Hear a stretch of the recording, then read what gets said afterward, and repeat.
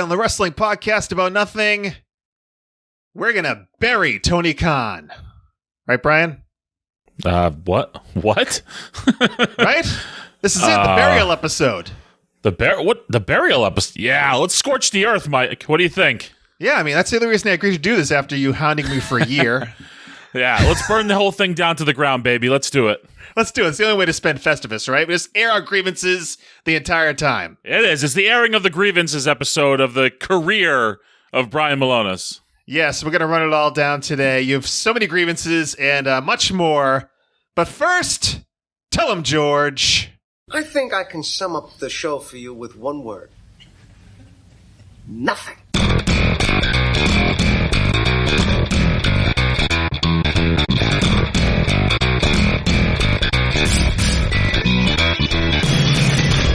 Wrestling fans, there are millions and millions of podcasts out there, but there's nothing like this one. Do you ever just get down on your knees and thank God that you know me and have access to my dementia? This is the wrestling podcast about nothing. Nothing? Nothing. Welcome to the Wrestling Podcast About Nothing, a happy Festivus Christmas special, a production of Crackpot Podcasts. My name is Mike Crockett. I am a longtime independent wrestling referee in the Northeast, currently on an extended hiatus from the ring. And joining me for the first time in a while is a veteran of the New England Independent Mat Wars. He is a former Ring of Honor wrestler. I guess we'll get into that. He is the Kingpin, Brian Milonas. Hello, sir. Hello. I prefer Ring of Honor Legend, Mike. Actually, I'm waiting for that Ring of Honor Legends deal to come through any day now. You know, they got the toy line, so maybe I'll get a Legends figure and a T-shirt deal. You know, the whole 9 yards.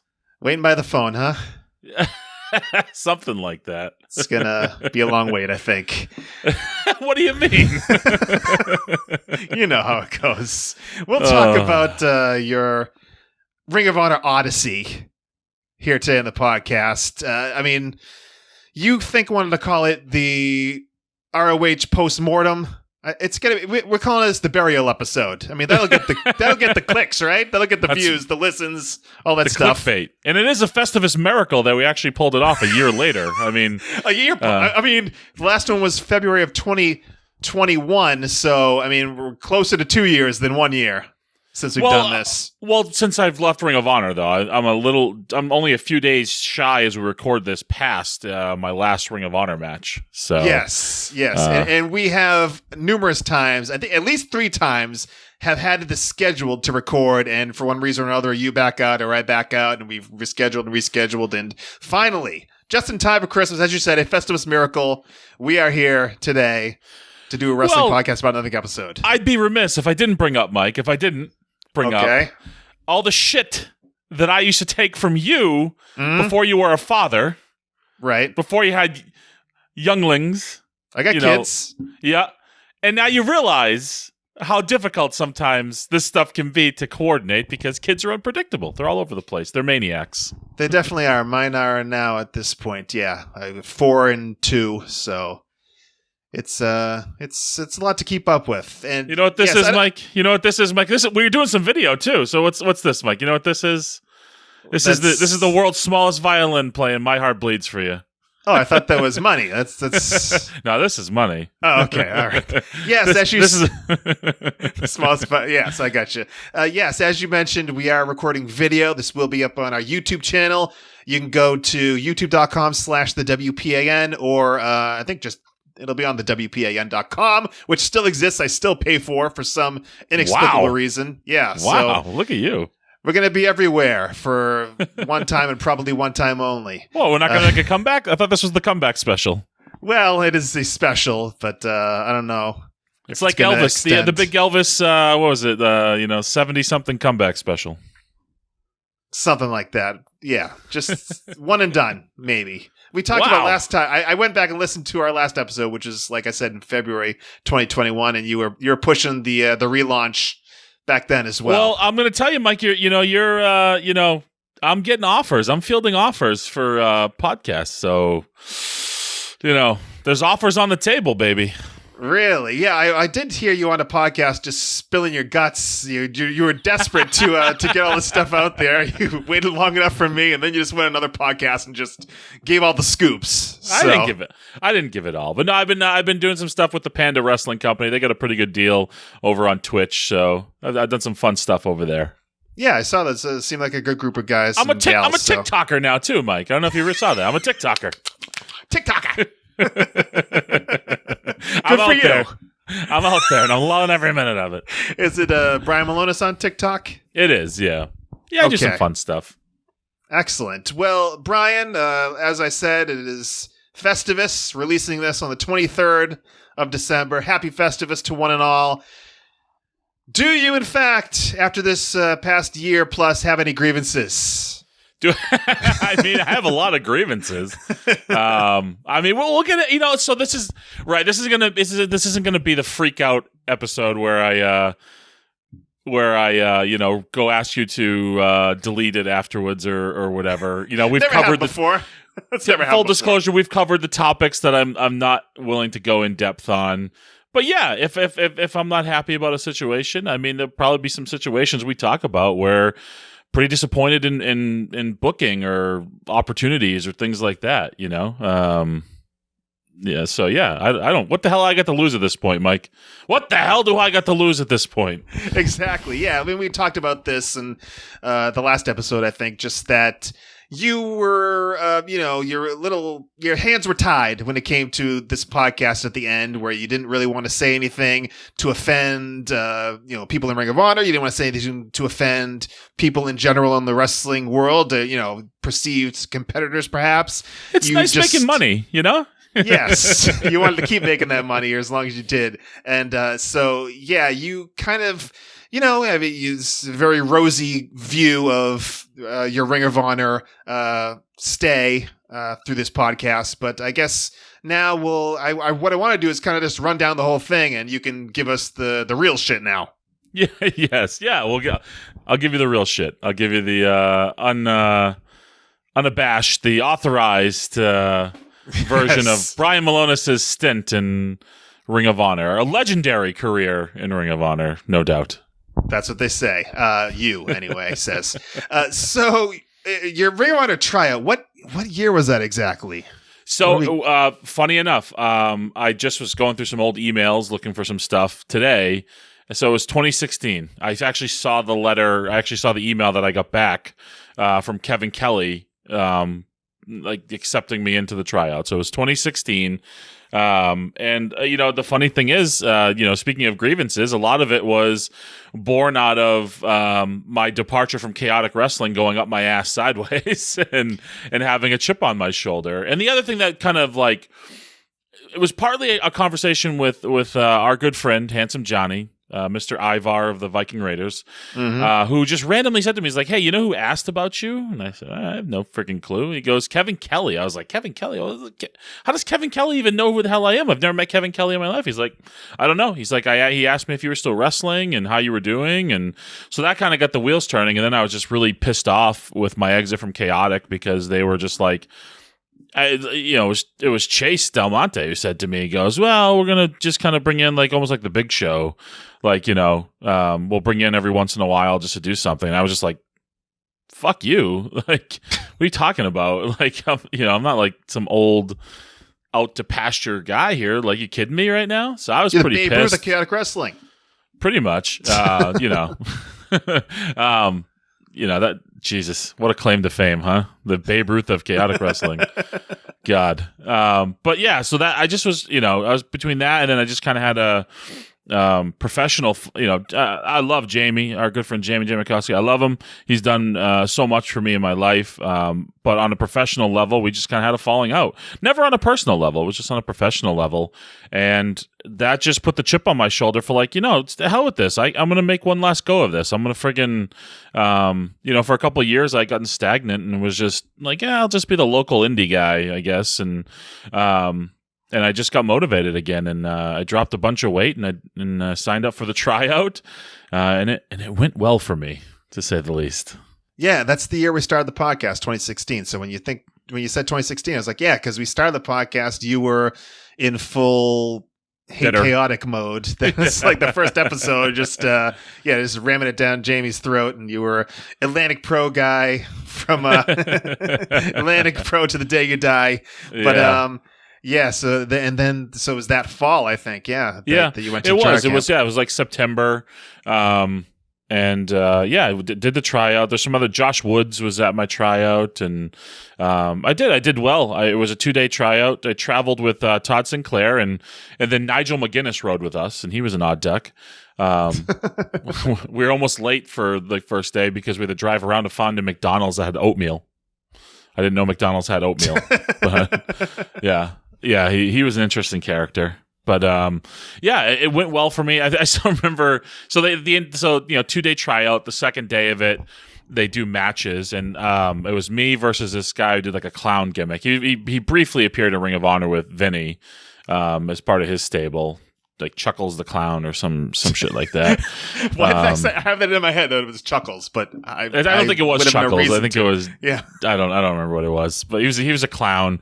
But we were the main event because we were the two standouts. That's kind of how they did it. Like you got the main event of the second day of the camp, so we had the match or whatever, and they basically just line you up and tell you.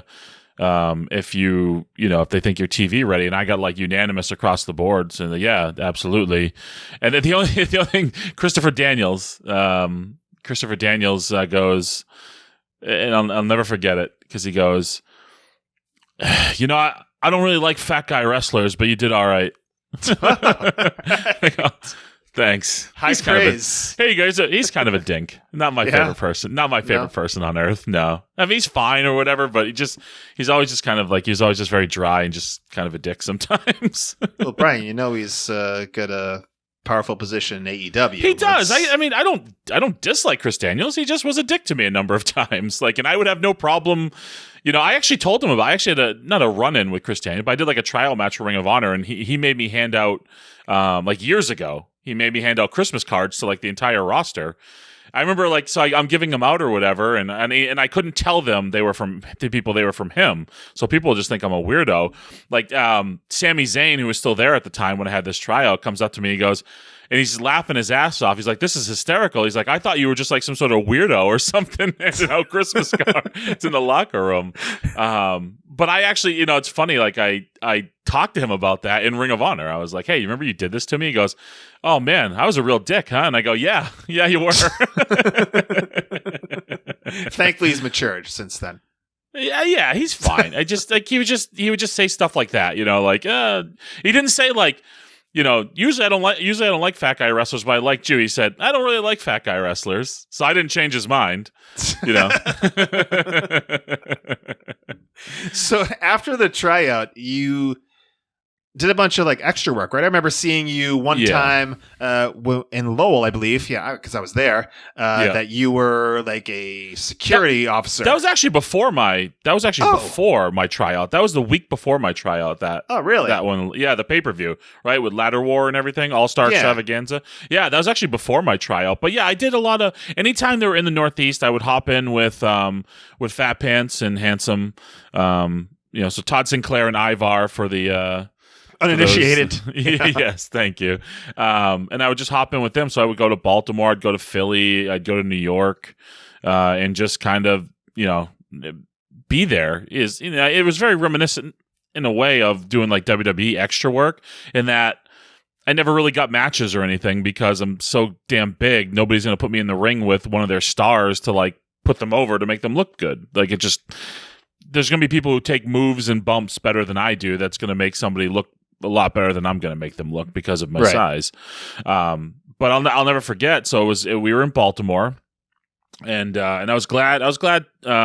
Dos Todds were there, Pants and Handsome, because backstage or whatever, and Delirious, whose real name is Hunter, and Kevin Kelly pulled me aside, and Todd knew what was going on. Like Fat Pants got the Iggy beforehand, and they invited me into the 2017 Top Prospect Tournament at that point. So this probably would have been like maybe like November, December, like somewhere in there. So it was a really cool moment too to get to share with them. May have been a few weepy hugs with Handsome. Not so much Pants. He's not that type of, he doesn't get caught up in emotions like that. But myself and the Handsome one can be emotional fellas. So it was a nice moment shared between the two of us there, and I'm glad they were both there for it. So how far along did you get in the tournament? So I got to the semifinals, which you went to, where I lost to Woods. Now, from my understanding, like at different points, I was either supposed to win it or lose in the finals. And at one point, somebody had told me that me and Woods was earmarked for the finals, and Woods was going to beat me in the finals, which I actually thought made sense. Like I thought, like guy my size, like I think that's a good storytelling mechanism to throw me into the finals. Especially putting a guy over. Mm-hmm. The first round tournament the first round match was in Pittsburgh with this guy Raphael King, and this guy was a piece of work. He was so upset because I think it sounds like, and I was never promised anything. I only heard about like the different iterations of the plan after the fact, like way after the fact. Mm-hmm. So I had no expectation going in. I was like, I didn't know if I was winning, losing. Like, I didn't know what the hell the deal was. But I think a lot of people were promised a lot of things because there was a lot of hurt feelings. So this kid that I wrestled, he was quite upset that I was going over on him. And he wanted to give me like all sorts of moves and stuff. So Ray Rowe and Handsome are there. And Handsome starts asking me, "Hey, what are you guys doing?" He looks like he's trying to give you a lot of shit. So I was trying to be diplomatic with the guy or whatever, right? And so Ray Rowe goes, "Wait, what? He wanted to like throw me around and stuff." Ray goes, "What? No, that's not happening. That's not happening." He calls over BJ Whitmer and tells BJ, and he goes, "What?" He goes, "No, you're taking one bump from this guy. That's it." And they call him over, and he gets all like. This guy's just beside himself, and like he almost gave me like we'll just call the rest in the ring sort of like attitude. So he was just real sourpuss that he was losing because I don't know if he was made promises or whatever. There's a big kind of regime switch there, like not regime switch, but in between the time I got invited to the Top Prospect tournament and then the night of the first round, like Kevin Kelly exited Ring of Honor. So, and he wasn't just the commentator, like he did a lot backstage and stuff too. So, and Kevin, I mean, Hunter was a big advocate of mine. Obviously Todd was, but Kevin Kelly was a really big advocate of mine, in Ring of Honor. So, and the fact that did you feel like you were kind of like, tattletaling on your opponent there, Raphael King there when you went to the a little. Well, that's not what it wasn't even exactly. The intent. It's not yeah, and I think that's why he probably got all pissed off about it because I was just talking to Handsome, like telling him, Handsome is I've known him for 20 something years now. At that point, however 15, 16 years, and I was just telling him, and it was Ray who got like all heated about it. And I had met Ray all of 5 or 6 times at that point, but I appreciate him looking out for me. I think we'll find as we go through this story one common theme of me in Ring of Honor is I was a really, really fucking bad advocate for myself, and I didn't fight for things enough. And it's not like it's a little different animal than the independents, and I learned it probably too late there, honestly. But that's as we go along, that'll be a common theme of I was not a good advocate for myself. Yeah. So the Top Prospect tournament, how did it end? Was the Josh Woods match? Was that your last match? Yeah. So that was wrestled Josh Woods at the Hammerstein Ballroom, which was awesome. Like, and I was nervous. So if you remember, that's the car ride where I almost pissed myself on the way there. You literally had to carry my bags for me because Todd had to drop me at the entrance of the Manhattan Center so I could go in to take a leak, and you carried my bags into the building for me. That's what I do. But I was nervous because like it's New York City, it's Hammerstein Ballroom. I'm like, they don't know us. I don't even think my first round match had aired yet on TV. So these people had no friggin' clue who the hell I was. So I'm thinking like, man, these people are going to eat us alive. And that was the Manhattan Mayhem show where like the Bubba Ray debuted and the Hardys debuted. So that was a big night. You know, so it was, but I was nervous, but I thought the crowd was pretty nice to us and they were like into the match. So I thought we had a good match and, you know, but that was the end of my top prospect journey. You know, I was definitely a little bummed. I thought, you know, when I saw that I was matching up with Woods in the semis, because that's who I thought was going to win the whole damn thing. When I first saw the field, I was like, it's got to be Woods. Like, it absolutely has to be Woods. He has the amateur pedigree. He was like an All-American. He was with WWE. He looks like $1 million. Like, he has a good personality. Like, it made all sense in the world. It didn't make any sense in the world for me to ever win that thing. You know, at that point, I'm 35 or whatever. Like, it doesn't make sense for me. They could still, and the history with that tournament is most of the guys end up with the company in some way, shape, or form. Anyways, it's a really good sign if they even select you for it, that they're interested in you. So at that point, you were thinking maybe this doesn't go beyond this top prospect tournament. You weren't having high hopes of being like signed out of this. Oh no! I didn't have high hopes of winning the tournament, but I thought I was laying the foundation for getting a job there. And all the feedback I received afterwards was like, yeah, we still want to keep using you. And from that, I did get some bookings. You know, I worked some dark matches. I worked Bruiser in Lowell, Mass. I worked this guy Howie Timbershea in like a Future of Honor like YouTube match. I feel like there was like one more. But then, like, you know, so that was like so the top prospect tournament was like February, March. And then throughout the summer, I did a couple things. And then all of a sudden, just like the well went dry. Like I couldn't get a text back, an email back, like anything. And I kind of just resigned myself. Now we're going into like November, December time frame. And then I do this match for Beyond Wrestling, this like 4-way where stupid ass me, I did a dive. The only time I've ever done a dive in my entire career. And then when I got caught, it was with Josh Briggs, and like he caught me and I thought I separated my shoulder on it. And it turns out like I tore, like I have a divot in like my chest and shoulder here. I tore like my pec and my bicep. This is like November. So I'm still like recovering from that injury. And Fat Pants calls me, or maybe he probably texted me. I feel like it was probably a text because I was at my regular job. And he's like, hey, can you be in, it was like December or something or other. Can you be in Philly on, this date? Because I think we have something for you. And he goes, not just like a dark match, but like, I think we have something for you. Can you be there? And I was like,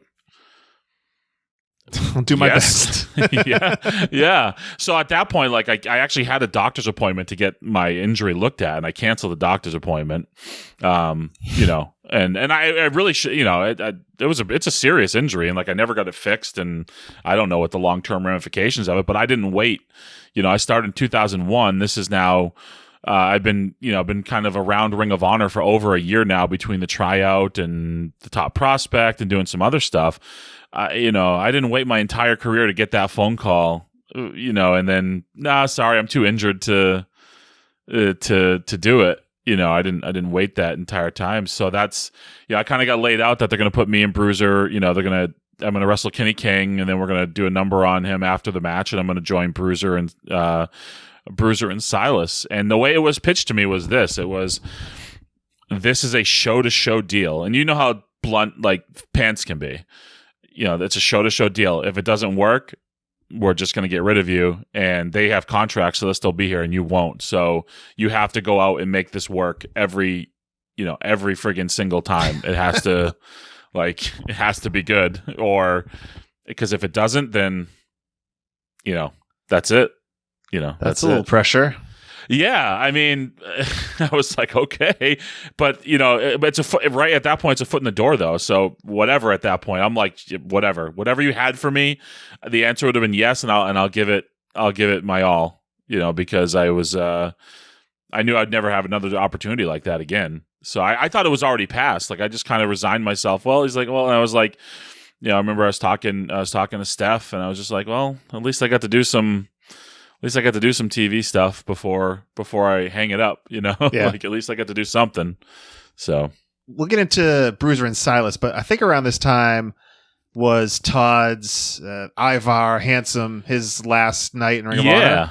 I think like my first night was his last night, because I get there that day and like I'm talking to different people, and I knew they were given their notice that night. Like obviously, like I talked to Todd. I keep saying Todd and Todd. I talked to Ivar. Yeah, and I knew they were given their notice. But then I was told like, hey, your guys' first feud out of the gate, we're gonna put you with War Machine. And I was like, oh. And I have to like no sell it. I have to, I have to be like, oh wow, that's awesome. Knowing like, well, that's fucking never happening. They're going to WWE. Yeah. So like, I went and found Handsome, and I told him. He's like, so we just missed each other, which was a bummer because I would have loved to have had one TV match with him. It would have been just real fitting, for the way our careers have just always intertwined, and so I'm bummed that didn't happen, but obviously I'm ecstatic for him that he was going to WWE. That's where he's belonged for well over a decade now. So there was no trying to convince him, just wait one show. Absolutely not. No, I was over the moon that he was leaving, and having insight into some of their, I understand why they left too. I thought they made every effort, and it's funny how the money completely exploded in Ring of Honor sort of after they left, and then to know what they got offered, and then what I ultimately made, and what other guys were making, it's like, wow, okay. It just shows you how the money changed so much in Ring of Honor over my course of my time there. Hopefully we'll talk about that a little bit as we get into contracts and such. But that night, like you said, you were kind of paired with Bruiser and Silas. That was set up through the Kenny King match, you said? Yeah. So like, it was just, it looked like it was just going to be like, hey, it's just a jobber match or whatever. Just put Kenny King over strong, and then they come at the end, and I joined them. So that was, and then so then the next day was I can tell you exactly. This is right around like my son's birthday. It's the middle of December, because I get there and they say, hey, we need you to stay for promos tomorrow, and I actually missed my son's birthday party. But it's one of those things like, my wife understood, and he's too young. He won't remember. He was 2. It was the second. I mean, I was heartbroken over it. I wasn't, but also, you get put in this opportunity, you get put in this chance, like, sorry guys, this is the first time you need me for promos. That's going to put over this new group that I'm in, but, I gotta hit the road. So yeah. So this first promo that you do, how are you feeling? Because I know you're brand new here. You got 2 guys that have been around Ring of Honor for a bit. How do you feel like you were able to fit in with them at the beginning? It was. I mean, obviously, I hadn't done promos with them or anything. I hadn't really wrestled with either. Oh, I guess I'd wrestled Bruiser at that point. So I just was like, I didn't want to step on any toes. I just did exactly. I don't even remember what the promos were, the gist of them was, or whatever. But I think I was if we can find them and go back and watch them, I probably say 2 words in them. Like it was. I'm just trying to fit in at this point. I don't want to ruffle any feathers. I don't want to.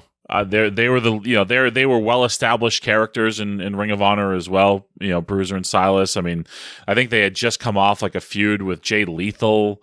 Silas did for like the television title. Bruiser was heavily involved. So like at that point, I'm just happy to be along for the ride, and that they're considering me for it. So this show-to-show deal, how do you feel this is going in the beginning? You did this one show, you did these promos. They decided to bring back the next time, right? How did it go from there? Yeah, I mean, with the feedback we kept getting was, hey, you're doing exactly what what we're asking you to do, which wasn't a lot. Like, I forget, some of the early matches were just wrestling like preliminary stuff, or like we're going out with Silas. Sometimes it would just be Bruiser that would go out with Silas too. I'd kind of be left in the left in the back. Like I definitely was the third guy in the group. We started doing a little 6-man stuff here and there too. The night we did this, so we did the 6-man tag match, and where it's a Hammerstein, and before the show, my early, you want to talk about rocky relationships? My early relationship with Bubba Ray, Bully Ray, was dicey. So Yeah. we did this match in Nashville. It was like I think it was like a 6 or 8 man. I think it was us, the three of us versus I think Kenny King and Coast to Coast, and get to the back, and I'm just kind of sitting there with Bruiser, and Bubba Ray goes, "Hey, come here." And I think he's waving to both of us, like, because, okay, he's going to give us feedback or whatever. So I just follow along, and he just stands there awkwardly looking at us for a minute. And I'm like, shit, like, oh, what do we do? And he just looks at me and goes, "I'm not talking to you. I'm only talking to Bruiser." So I'm just like, I literally said, and it was instinctual. Yeah, I was just saying, I go, all right, I'll go fuck myself. Which with that, whatever, like, I don't know. So then, a little while after, we have this 6-man tag. It was like this gauntlet 6-man match or whatever. And before the show, Bubba Ray comes up to me and goes, "Hey," he doesn't even know my name, I don't think, at this point, because he didn't refer to me by name. He goes, "I know I'm not one to talk, but your gear sucks. It's indie-rific." And I go, "Okay." Do you have any, like, ideas like I can make it better? He goes, "Nope," and just walks away. The guy who spent the better part of his career in a t-shirt. When you're over, I guess you can do whatever the hell you want. You know? So it's but yeah, my early relationship with Bubba was, I was like, man, I don't know what I did to Bubba, but he fucking hates me. And it turned, I mean, later on, like, it got better, and like, yeah, he did help us a ton. He just takes a while to warm up to people. But yeah, I was like, man, this dude fucking hates my guts, and I don't know what I did. You existed. Yeah, and that's actually the same night. That same night is actually when we came up with the bouncers too, because we had been throwing around, I don't even remember what some of them were now, but they all stunk. And the bouncers, the bouncers was like probably like one of the first names that we came up with, and then we can do better. We can do better, and then we came back to it like, no, that's actually pretty. That's pretty freaking perfect for us. So I think that night might have been the first night we were announced as the bouncers. Because you'd look like you'd bounce if you were thrown, right? Yes, or we were like Silas Young's, like bouncers. Oh, okay. And the whole beer thing, which, I mean, that's a whole thing in itself. I don't know how when we want to talk to that, but I think especially early on, a lot to, I just felt like they always wanted me to, and I would get the direction even from like Fat Pants, like they just wanted me more like Bruiser. They wanted me more. I got to be more like Bruiser. I'm just like, okay, but like I'm different. That was always a frustrating point for me, because I, especially even during our babyface run where we were really getting over, I just like, I don't want to be a cheap imitation of Bruiser, and I felt like that was a lot of the direction I would get sometimes, would just be more like Bruiser. And you don't know Bruiser that well, but you know me, and like I'm not like this chipper, happy-go-lucky, like I'm kind of a surly, high-strung, can be sort of grumpy at times person. Smart ass, like. So I think you'll find your way eventually, but not at this time. You're still searching on. Yeah. So things are going well enough though, where like we're getting, we're doing different things. We're booked every show, and eventually, like that first year, we get built up. That I remember I was driving. Where the hell was I driving? I was driving to a show, I think in Connecticut or something. And Bruiser texts me, he goes, "Did you see?" And like we'd already wrestled, like we got the match in Lowell. I'm jumping ahead a little bit. We got the match in Lowell with Los Ingobernables. Yes, yeah, with LIJ. Like, so I knew when we were getting matches like that, like somebody trusts us. I know, and obviously, like part of it's like, I know Fat Pants is working his ass off, pushing, because he's a big fan. I mean, obviously, my relationship with him, but he's also a big fan of Bruiser. And we had Silas with us too. So but to get up, that they're going to put you in the ring with these guys from New Japan.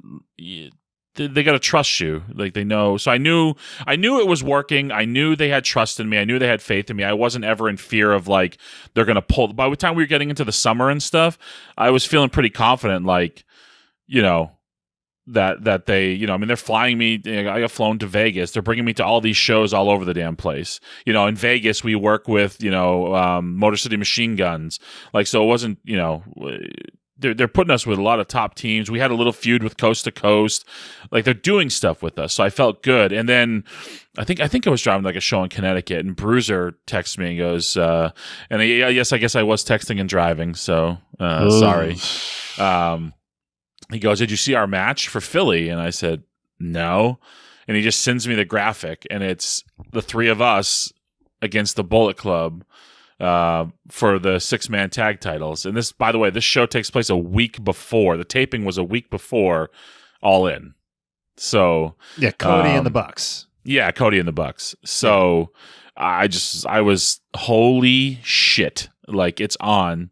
And then I sometime in between there, we kind of get the word like, hey, Silas is leaving you guys, and you guys are turning babyface.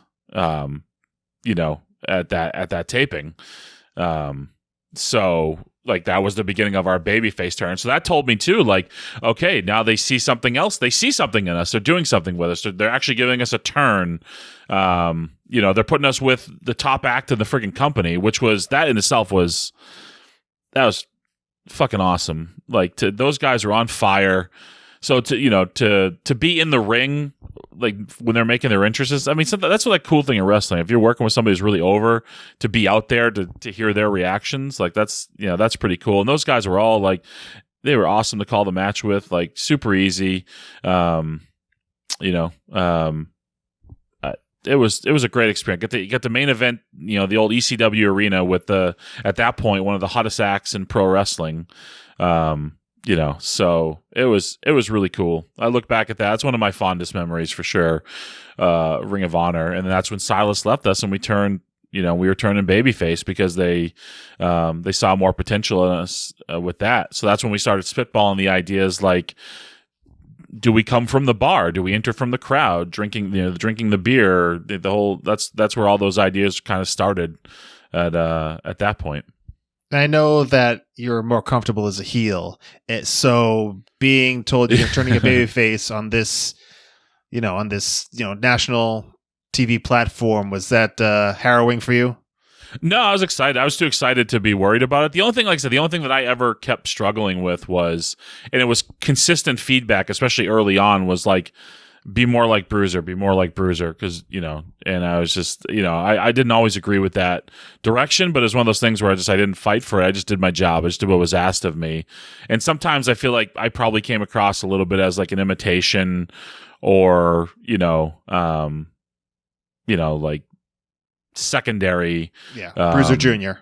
Yeah, which is that's not his fault. You know, he wasn't the one giving me that direction. I'm just a very different personality. So some of it, I think, probably, especially early on, came across like cheeseball. You know, like it was just very corny. But it was working. You know, it was working. We were starting to get over. Everywhere when we were doing the entrance over and over again, so our music would hit, and they changed our music. They changed it from the beginning of it. It didn't initially start with the beer. Like that was actually Joey Mercury who said it needs to start with this, and he had them edit the music because that was more like 45 seconds into the song. So now like people you could start to see like people are looking for us now. Like people are looking for our where the hell are we coming from? So we had started to get really over. They brought out a t-shirt for us that did pretty well. So at that point we were in Florida. And what the hell did we do that night? I don't even remember what the hell we did that night, but we get pulled into a room with Bubba Ray and Joey Mercury, who were both working there at the time, and they're working creative and obviously have a lot of pull in the company. And so I don't know why we're getting pulled in. Like, I don't know what the hell's going on here. Like, I'm just like, clueless, thinking we're getting in trouble or some shit. And they tell us like, hey, we're gonna pull the trigger on you guys. We're gonna push the shit out of you. You're getting over. We want to make you the top babyface tag team in the company. So I was like, holy shit. So now I'm really excited. And then comes the caveat. Oh. But you're not, we got to find, we're not going to be calling you Brian Milonas anymore. We're going to, it's going to be Bruiser and Brawler. And I was like, in my head, it's just like fart noise. Like, cause I fucking hated that name from the start. From the moment I heard it, I thought it was corny and stupid. And it made me feel, it felt like an imitation. I get it. They were trying to do like, the Crusher and the Bruise, Dick the Bruiser and the Crusher. Like, I get it. Like, I got it. But I thought we just could have been Bruiser. I thought they could have just dropped my first name. Like, we could have just been Bruiser and Milonas. And they could have just announced us, that way. Because it didn't always say, I don't think Bobby Cruz maybe he did always say the Beer City Bruiser. But we just could have been Bruiser and Milonas. But when I heard but I was so damn excited anyways. I'm like, whatever. Like, you want to call me Brawler? That's, that's fine. I hated it though. I thought it sucked. So every time I called you the Brawler on the podcast, you were secretly cursing me. Just gritting my teeth a little bit, Like, well, I basically knew you didn't like it, and I kept on saying it anyway. Sure I told you. I'm sure I told you at some point. Yes. I didn't like it. I just thought it was corny as all hell. Like, I just thought it was cheesy. But it was working well though. We were getting over. I don't know if I'm skipping around. I know I sent you like a list of things, but I don't know if I'm skipping over things. But yeah, let's get into the Austin Aries story. Oh, I did. So this is when we're still heel. Oh, okay. So yeah. So it's worth telling. It's a good story. Just kind of shows like, I don't know. I didn't enjoy my dealings with Austin Aries. I'm sure the internet mobs aren't going to be coming for me if I make Austin Aries look unfavorable. But I didn't. And truth be told, I didn't have like a lot of personal interaction with him. This was in Chicago, and we were supposed to be heavily involved in like a TV angle that was going to lead to a pay-per-view match. It would have been my first ever pay-per-view match.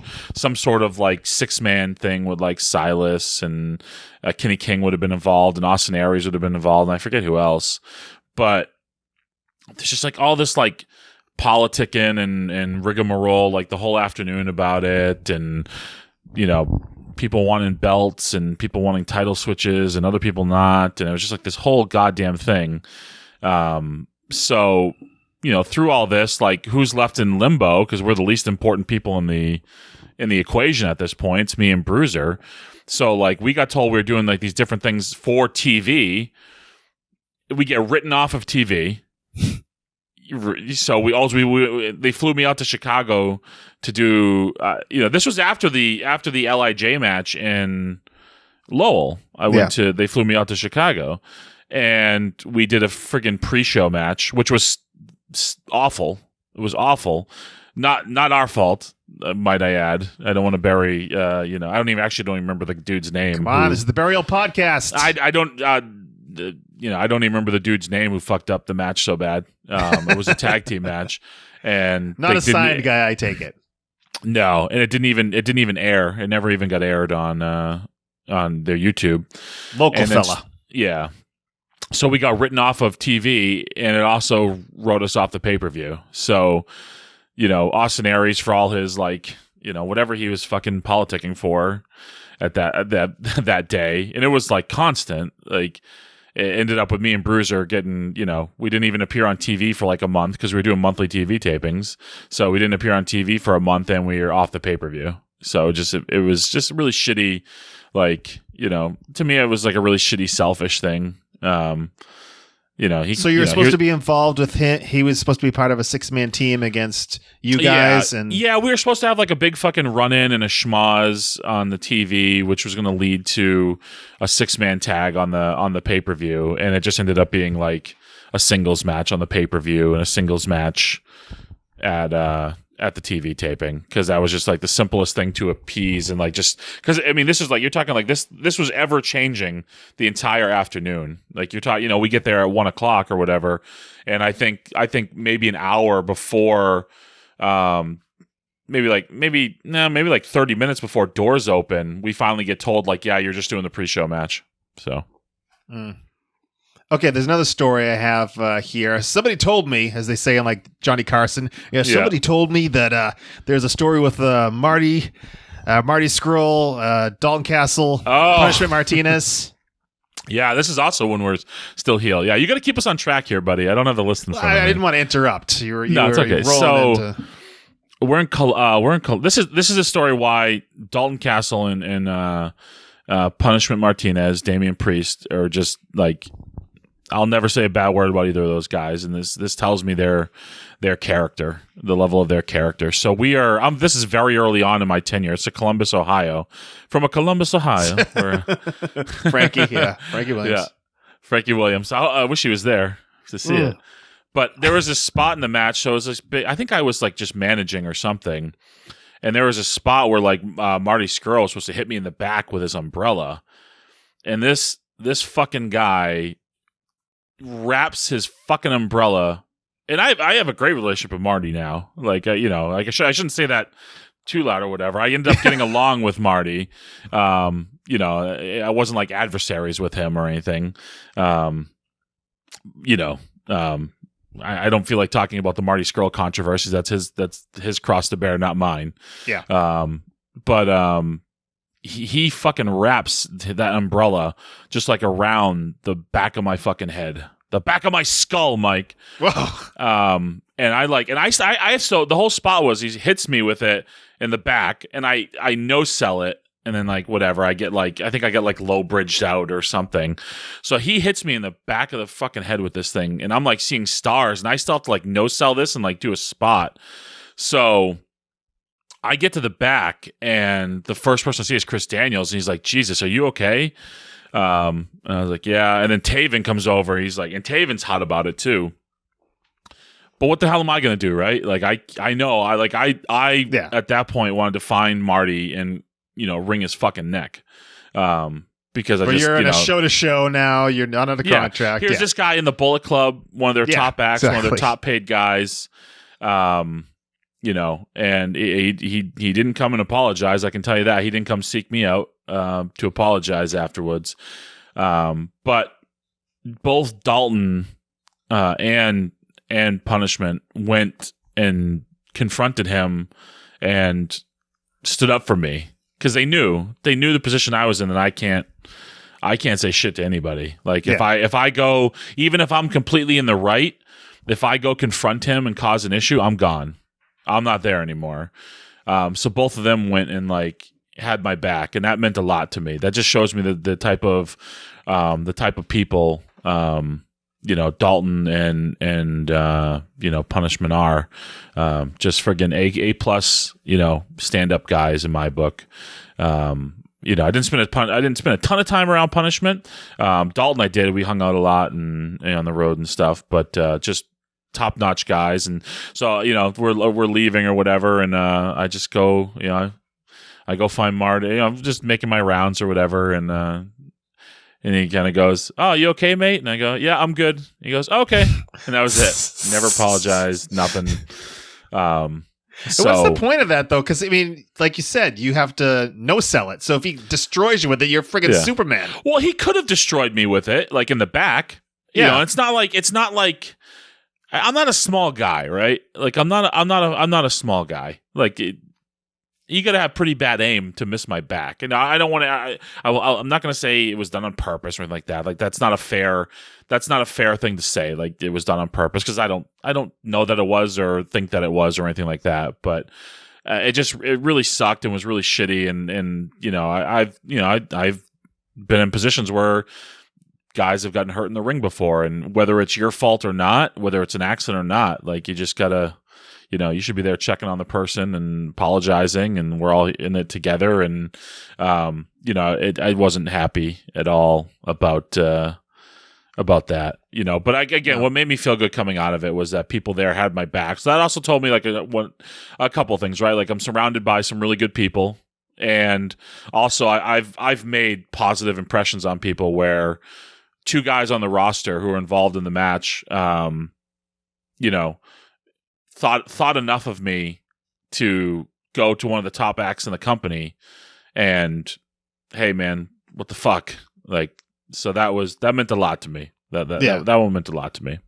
So you're talking about starting to find your way in the locker room, but the locker room changes drastically once around this time when the Elite take off. So what was that night like? The last night for all the guys in the Elite leaving. Yeah, I mean it was a weird vibe because everybody kind of knows, right? For a while there, we're all like getting strung along, like everybody's on hold. Everything's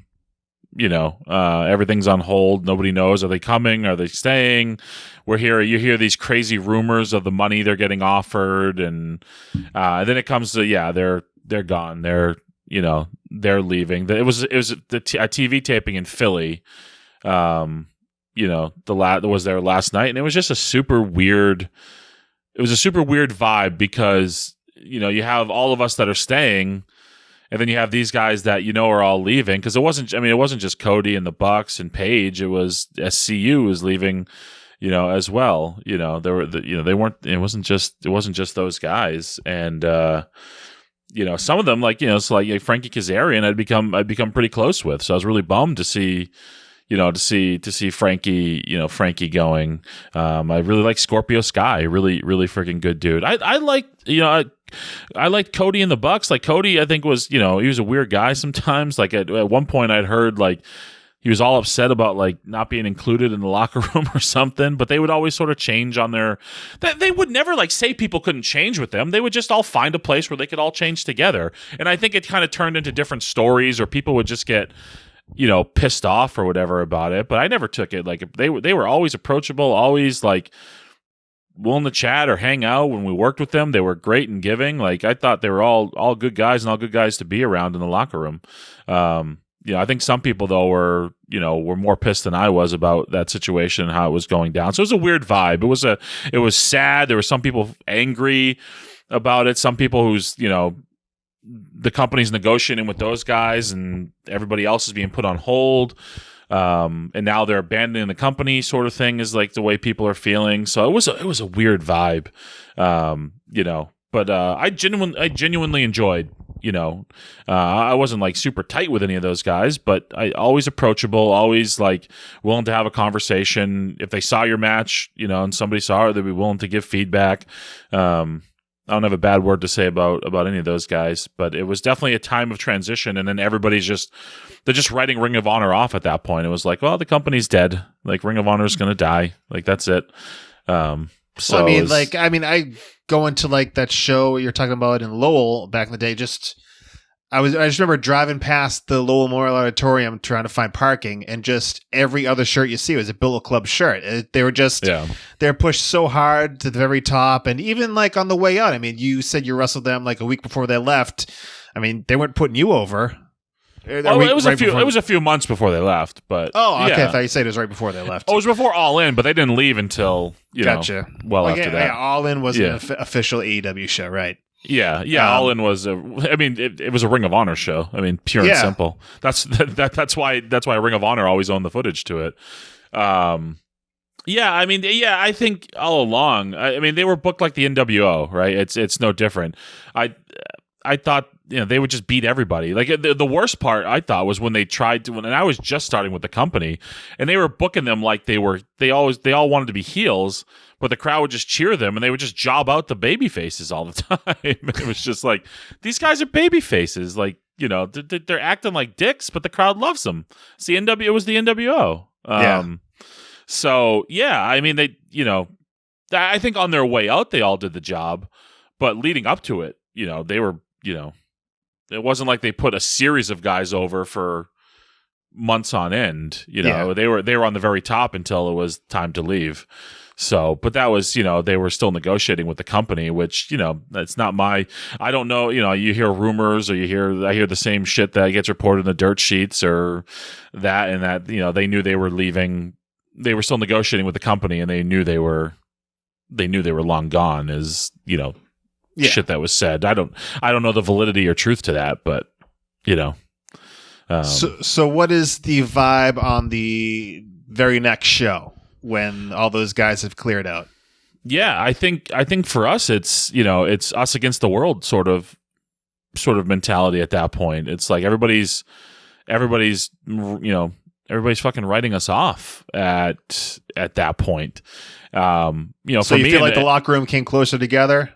It was already a close locker room. Like, the guys that left were probably the ones that really weren't like, they weren't like, they were never hanging out with everybody else would like always hang out together and things like that. They were never like hanging out with us. They definitely had their own thing going on.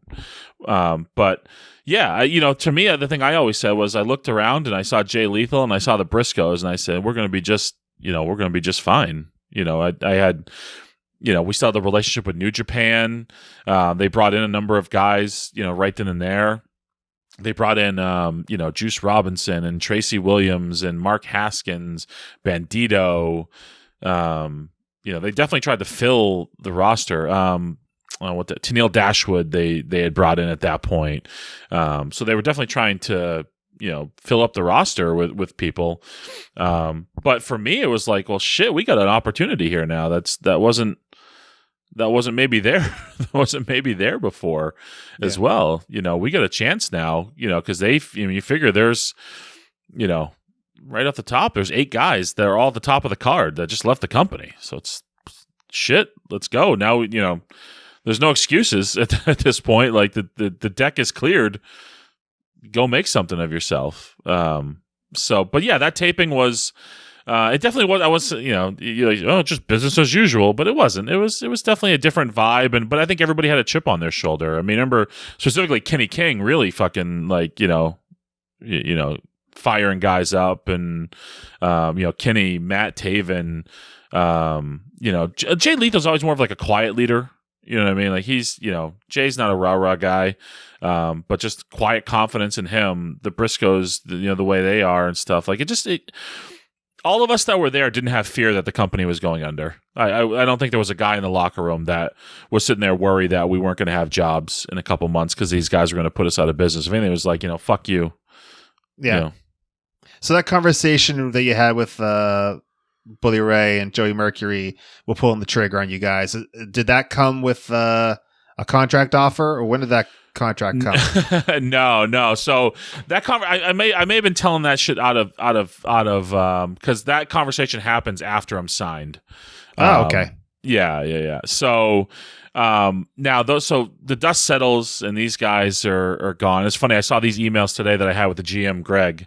I forget what Cornette called him, but for office boy or something, right? Office boy. So, yeah, office boy Greg. I always had good dealings with Greg. I know there's a lot of people that talk shit about him, but I always had nothing but professional, great discussions with Greg. So it took a lot. So I emailed him and I asked him if I could have a meeting. I could have a meeting with him because I wanted to talk, obviously, about contract and stuff. And now we're going into like January. We're into the new year already, and so finally, get to schedule a call with him, and and it's one of those things where if you ask for a meeting with somebody, you got to be the one to lead it. You can't get on the call like him and hawing and like Yeah. So I just got right into it, and I said, I said, Greg, I've been with the company now, working on a per night for a year now. I did stuff in 2017 as well. I kind of just laid out like, I think we're getting over. Like, I think things are going well for us. And I said, I believe I have earned the opportunity to have a Ring of Honor contract. And he goes, you are absolutely right. Here's what I can do. And it wasn't a great figure. It wasn't a great number. But you going to Bruce Pritchard this? You're not going to give the number? I mean, my first contract was $300 a night.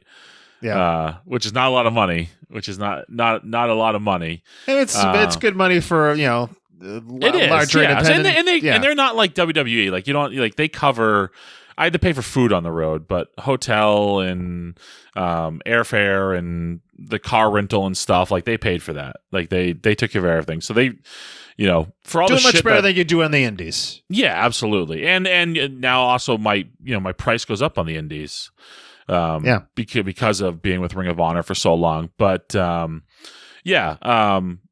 said, of course, yes. I said that sounds great, and I hung up the phone and I fucking cried like a baby because it had taken, here we are. I think that's 2018.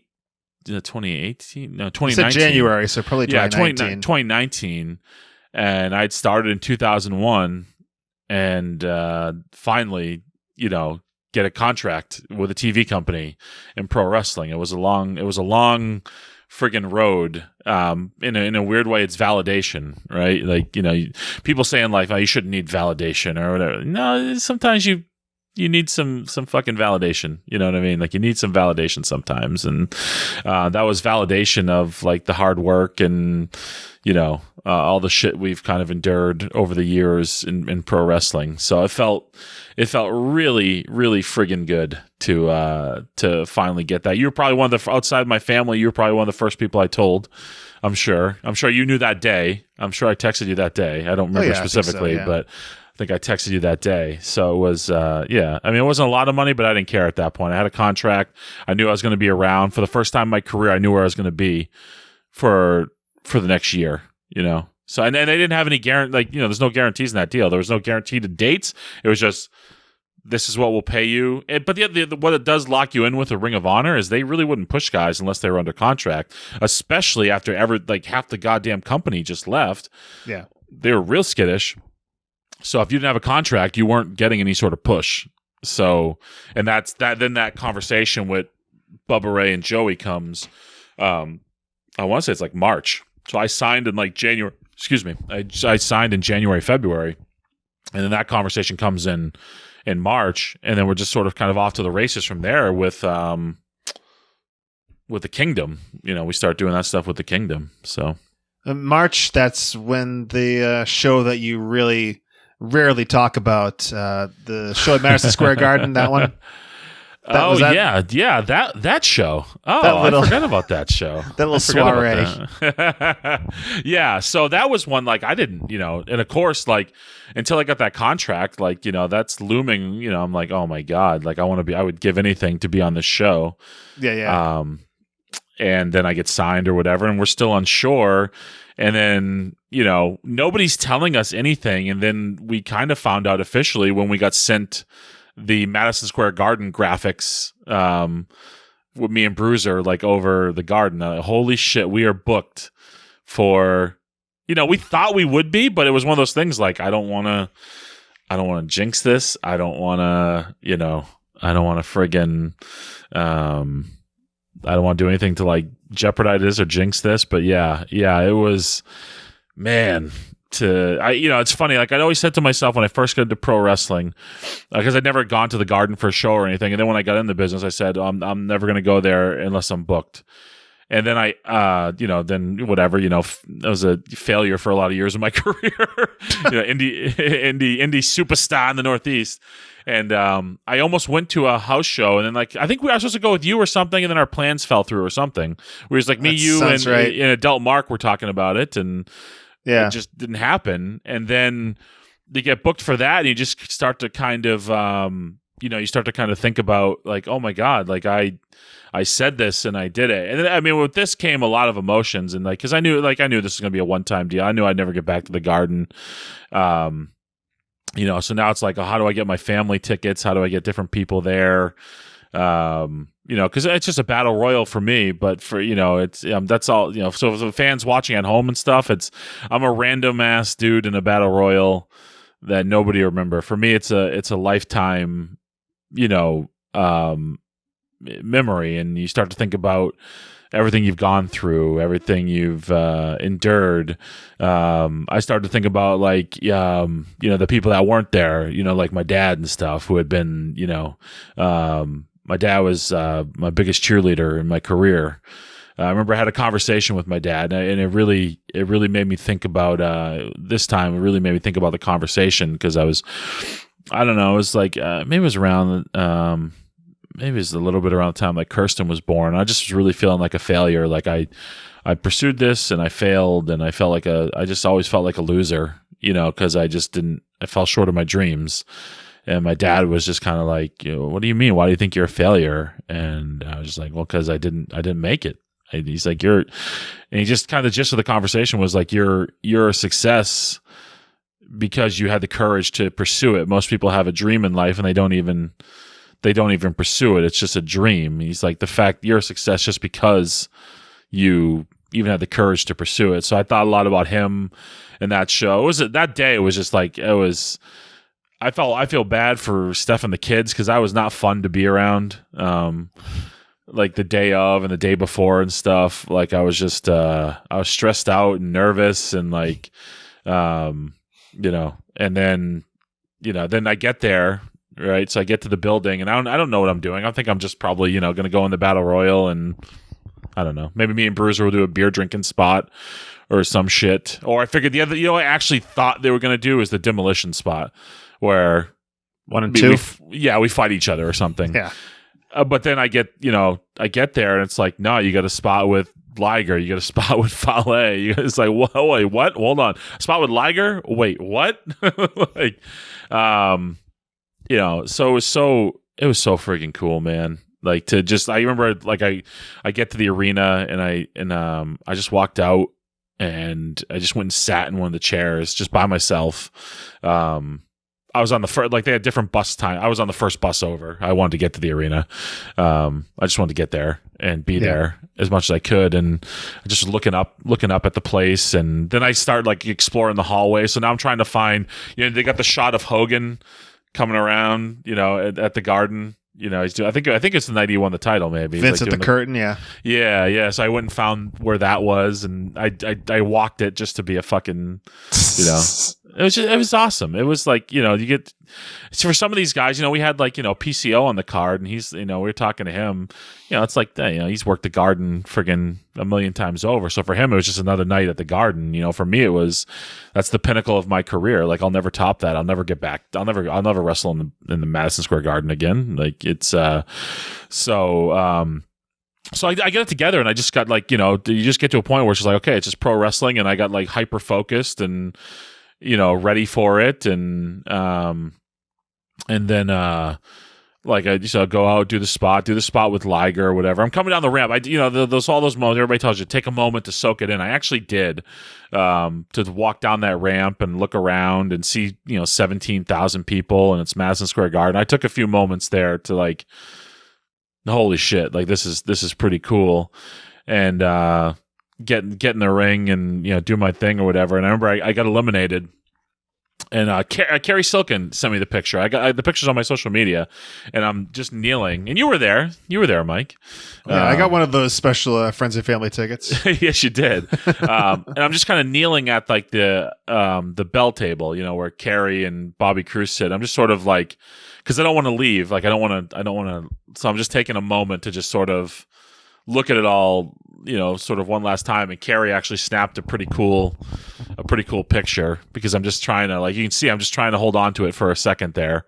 And then, I guess it's become a common theme, me crying like a baby. I got to the back, and I just had to like find I had to get away from everybody, because I just needed to come down from like the emotional high, and then, just be in my feelings for a second, but it was awesome. It was the most surreal, unreal thing in my life. Like, I joke around to like, me and Liger sold out the Garden, but like I did shit with Jushin Thunder Liger in Madison Square Garden, man. Like that's fucking wild. Like, that's like, yeah, that wouldn't be on anybody's bingo card. No, like, and then I think I pair that up with like the shit I did with Vince and Cena. It's like, there's not too many performers that I perform with all three of those guys at some point, right? Like, no, yeah, like, I'm on a pretty short list there. No, yeah. I think that'd be a successful career. I would consider that. Yes. Yeah. It was a really cool and special. My only disappointment for is that me and Bruiser didn't get to do something together. They spaced us apart in the Rumble, so that just would have been cool.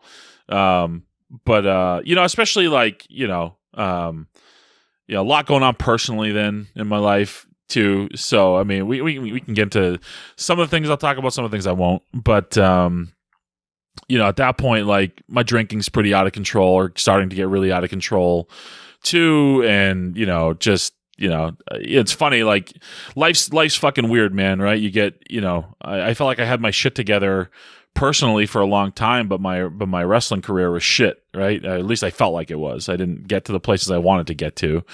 And then, as my wrestling career starts really going well, like my personal life was just not great. not great. But that moment, like, man, that was a perfect night. That was something. I'll never forget that. I could live another 100 years, and I remember that. I vividly remember.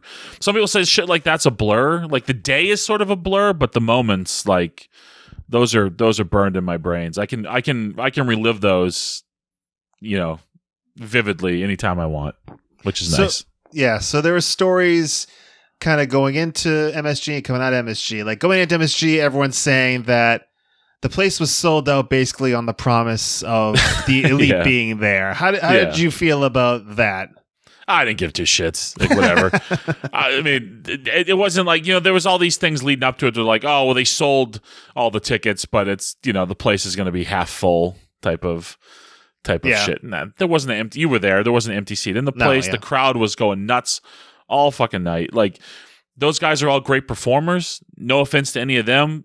Nobody that was at that show missed them not being there. I'm sorry. Like, they didn't. It was a great show, top to bottom.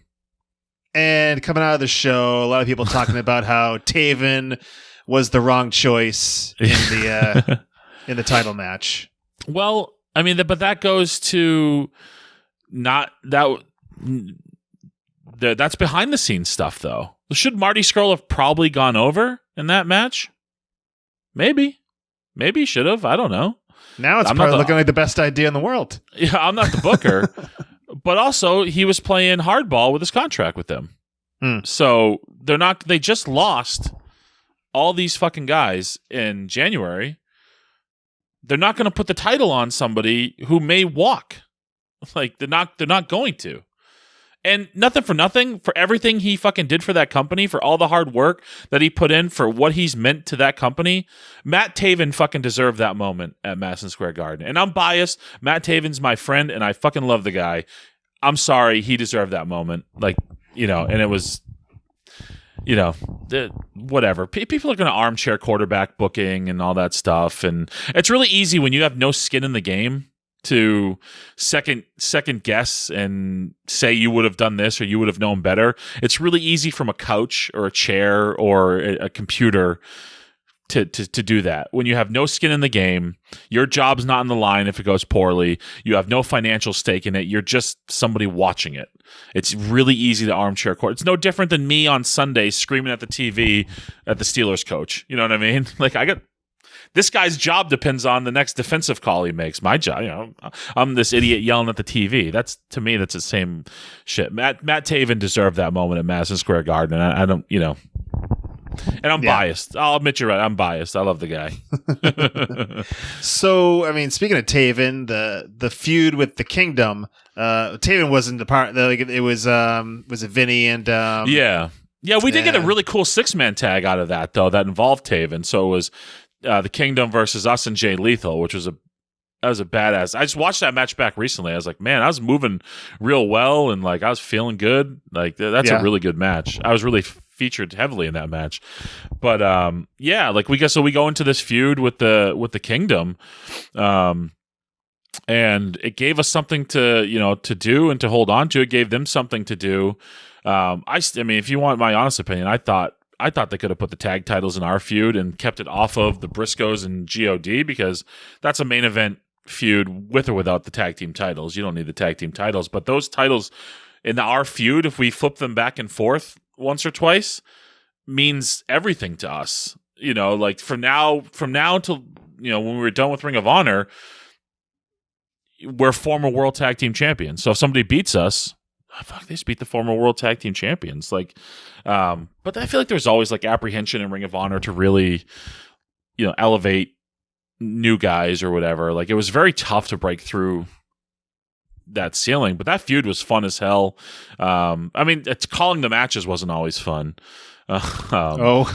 Yeah, I mean, like, so TK Orion, he was a pain in the ass with stuff sometimes. And I had a great time with TK. He was a riding buddy of ours, and you know, he was always, you know, I always enjoyed riding with him and joking around with him. But putting matches together, him and Bruiser, because Bruiser, I love him, but he can be a little overbearing sometimes calling matches.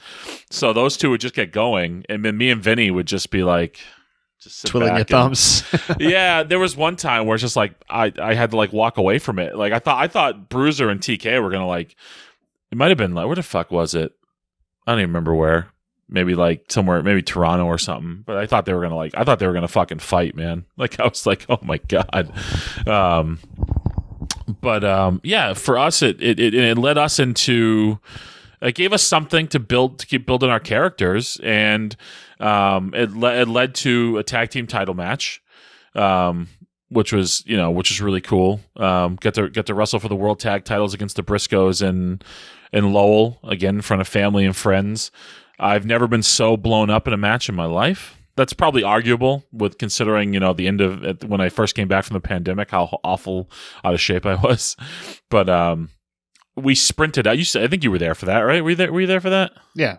So we sprinted out like 12 minutes, and the Briscoe, like, funny thing about Jay Briscoe, like, he'll like smoke a cigarette or whatever. He's like putting it out as he goes to the ring, and he has the most insane cardio of any person I've ever been in the fucking ring with.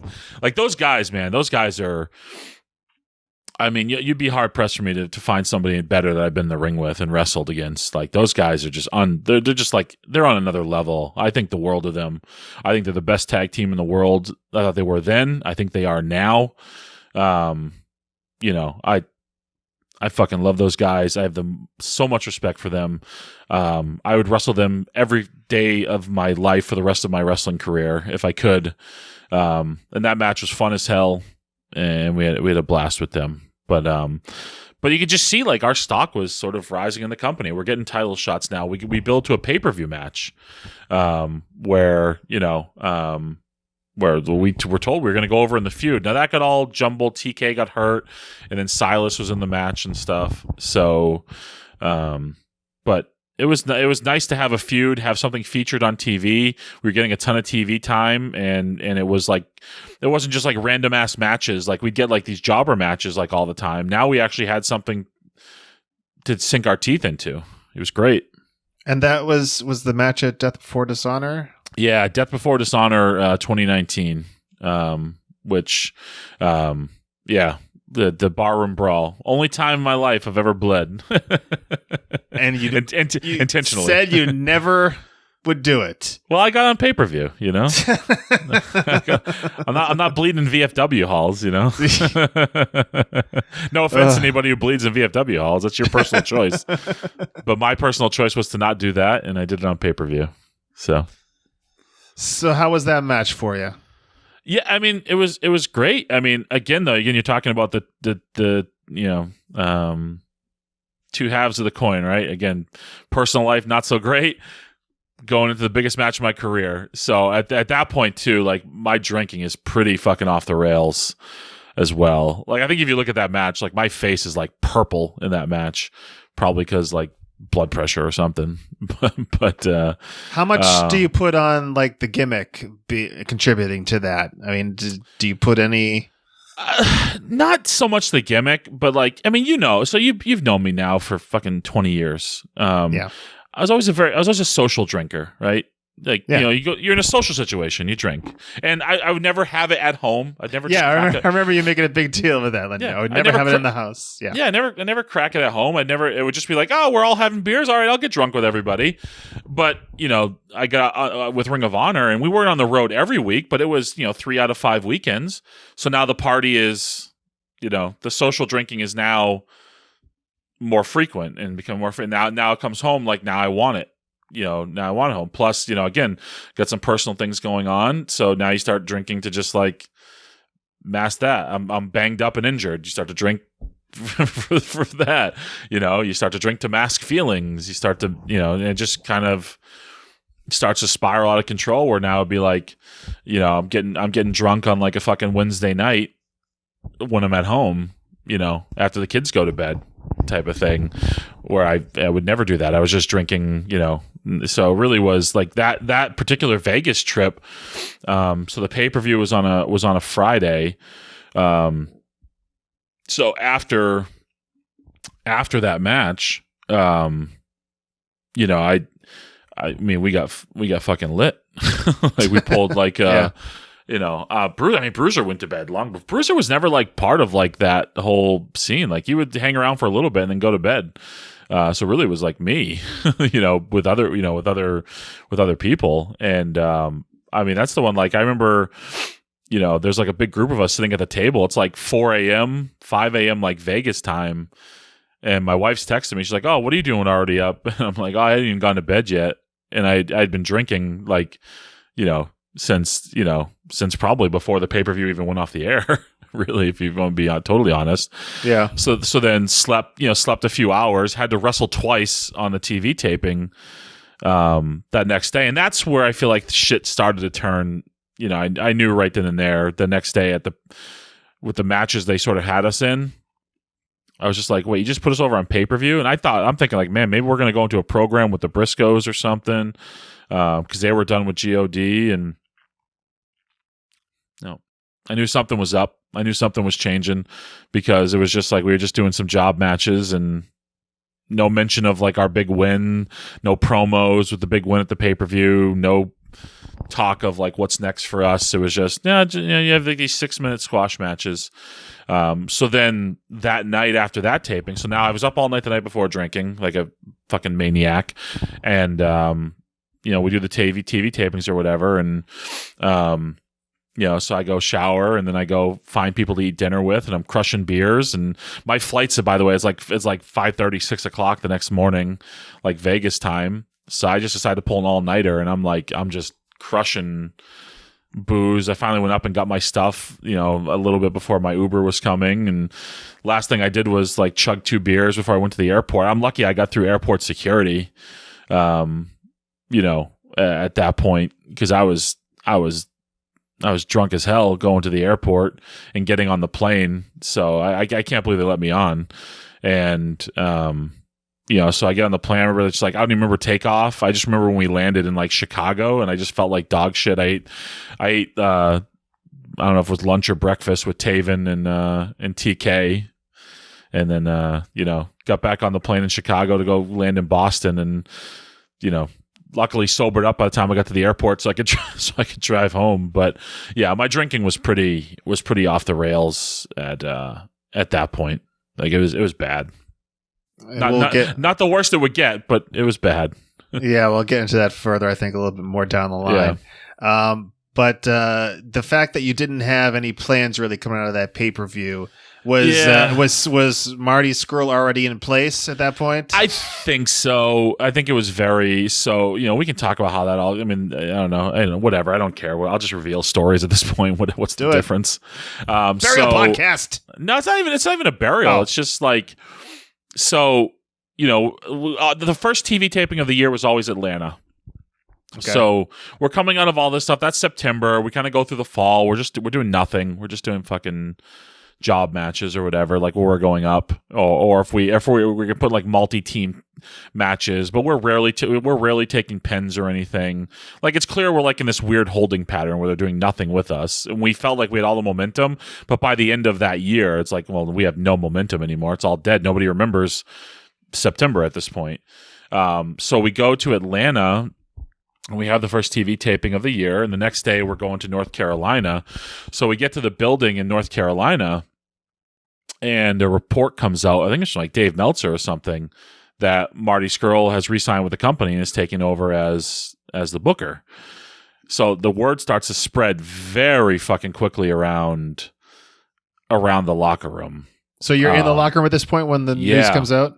Yeah. I remember just talking to different people at that point. Like I did not have any. I wouldn't say I had a bad relationship with Marty. I had no relationship with Marty. I didn't think he was a big fan of ours, but I had no relationship with Marty other than just like hello, goodbye, and an umbrella mark on the back of your head. Yes. So so then like people are now, there's some people fucking mad as hell.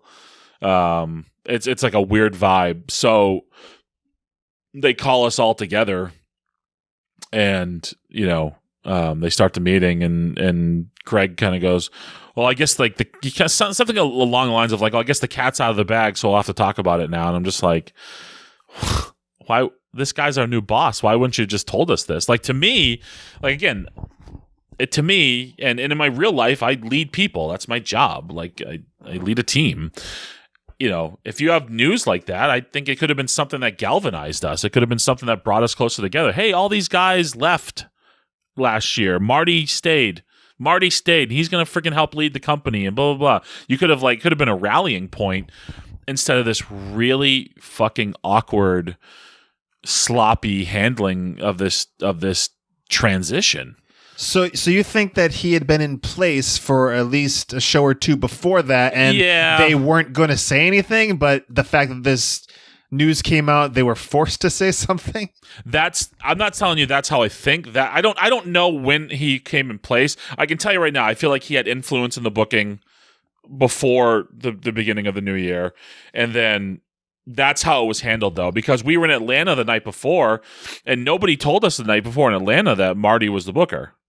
So who's handing down like the Hunter? It was Hunter. It was just as normal. It was always Hunter. It was Hunter, and you get email outlines and shit like that, and then you get an agent at a lot of times like Bubba or somebody like that would be the agent of it, and you just go over it like that.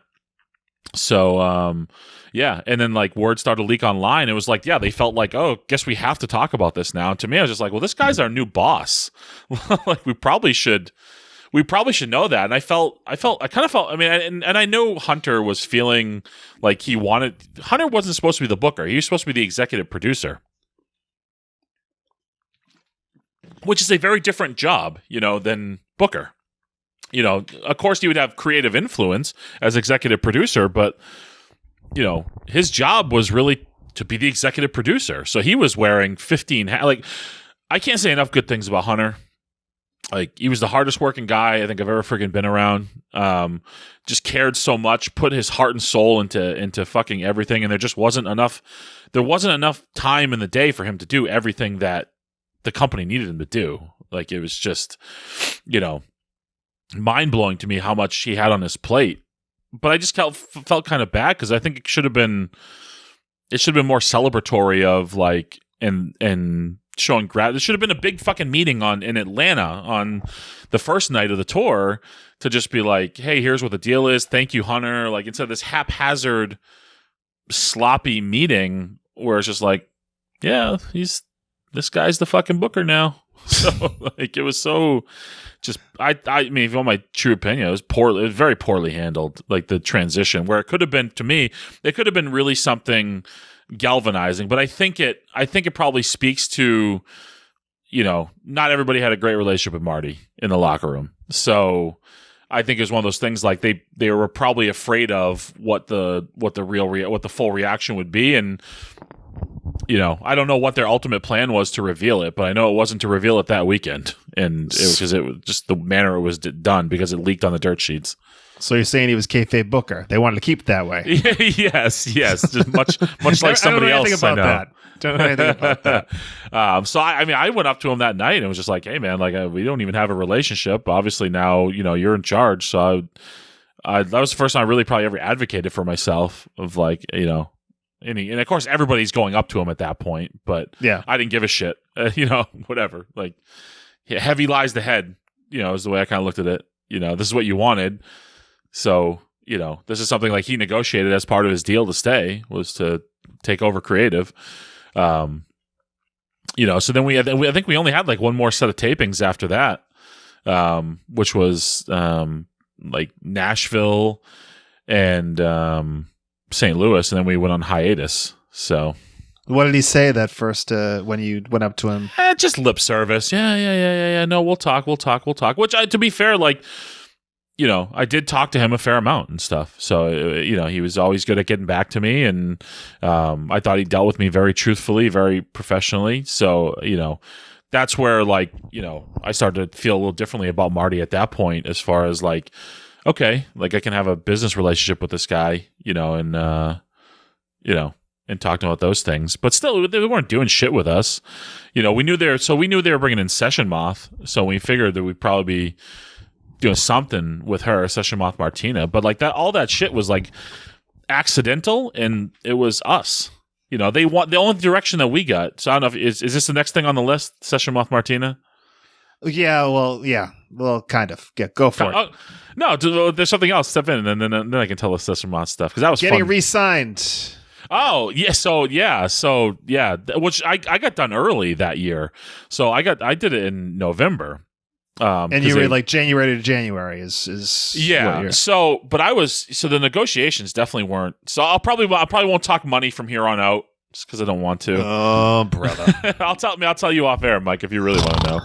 But yeah, I thought we had done enough to earn like fully guaranteed exclusive contracts. Like I thought we had done more than enough at that point. So the first contract, sorry, just to specify, the first contract was like not the ironclad. This one you could still do indies. You just to clear it through the company, right?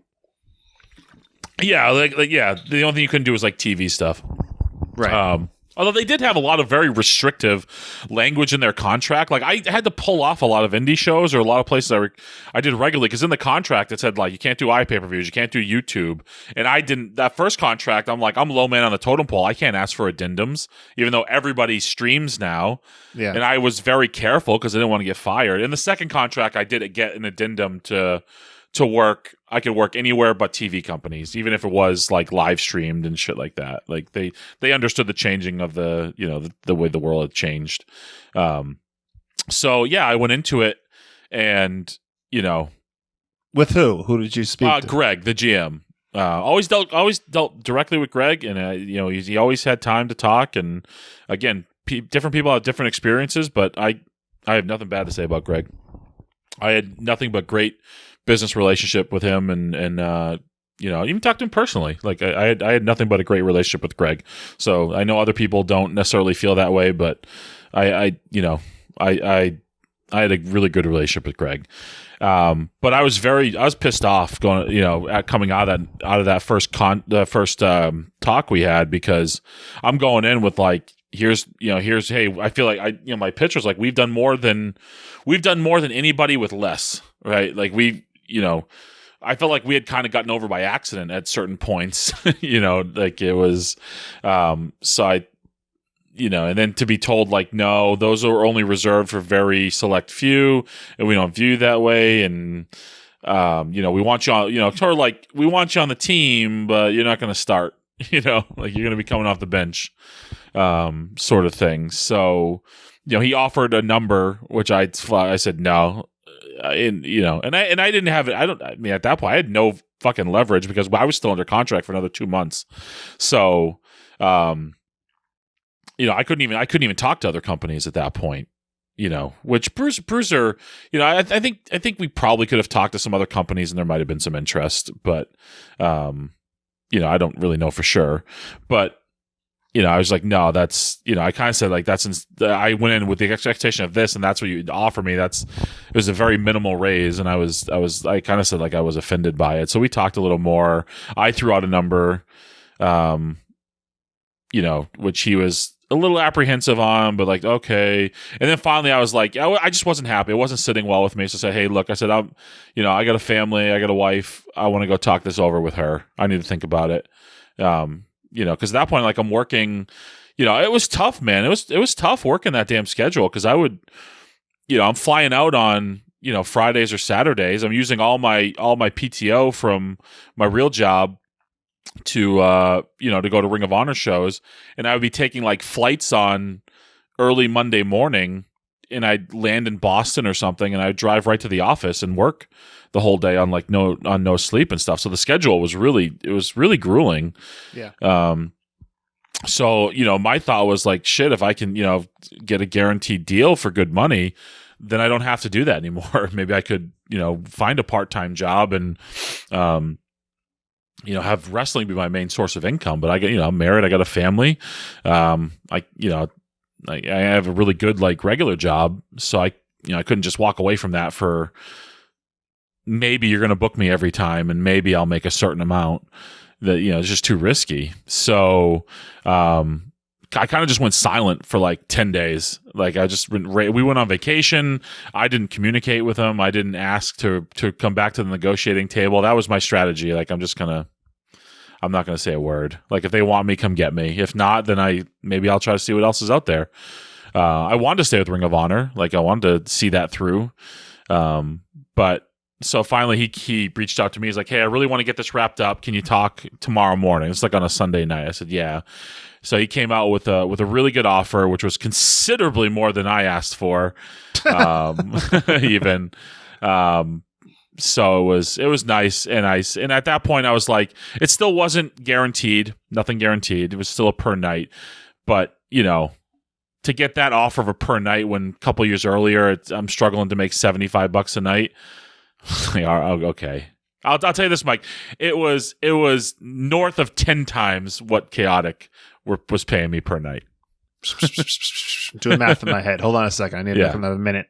Considerably north of 10 times what Chaotic was paying me per night. So gotcha. Figure that out. So so I agreed to terms there, re-signed early, and we got the deal done. So which was nice, right? Again, that was the first time I actually felt like I could actually negotiate and not just like take the first thing that came out of their mouth, So advocating for yourself. Right? Yeah. Which it's funny. I was much more comfortable in the business dealings like that and advocating for myself than I ever was like advocating for myself from a booking standpoint, which I know probably makes no sense to people, but like. So there were no little feelers that went out to any other wrestling entities. Not from my side, because again, I'm still skittish on that shit, man. I don't want to be breach of contract. I don't want to get fired. Like I don't want to lose what I have. I also don't want to negotiate in bad faith. I don't want to put a bad taste in anybody's mouth. I don't want to burn bridges.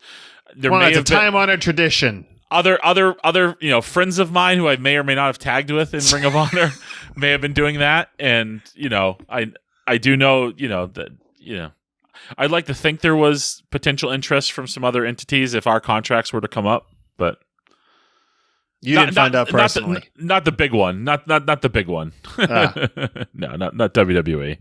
I see. So back to Session Moth Martina. She was coming over. Yeah, we knew her deal. We knew her gimmick or whatever. She had a very similar gimmick to us. So the only thing we got was like, hey, tonight's her first night. And this was in like Baltimore. I forget what the show was, but it was in Baltimore.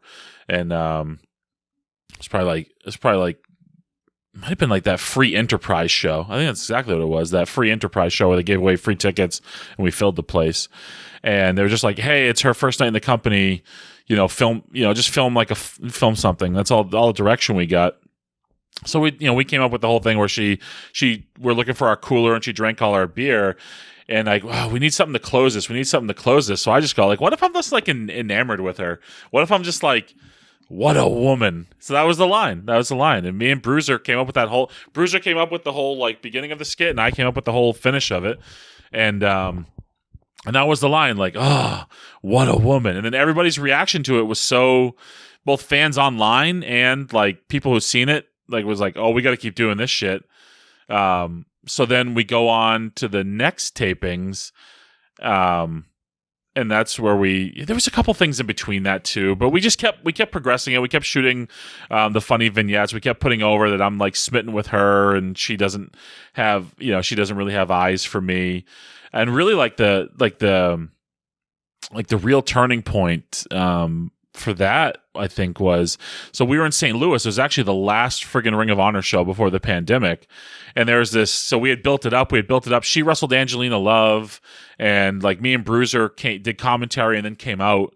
And like, I go to like hug her, and then she like stiff arms me almost, and like goes and hugs Bruiser, and just the look on my face. And my Twitter blew up like never before.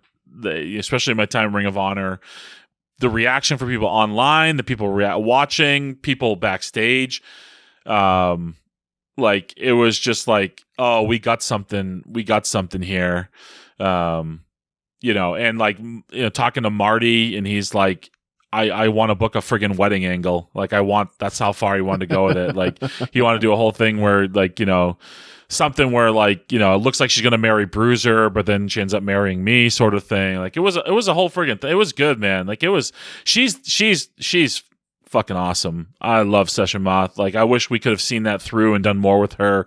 I think she's super talented. She works hard. She knows her character very well. That was just, it was so fun too. It was just so damn fun, just to do, which, but it sucks that we didn't get to see it through. But that led to like so that was the last show before the pandemic, which was funny because like there was talk about it in the locker room, right? There's like, oh, there's shit going on, like, whatever. Nobody's thinking twice about it.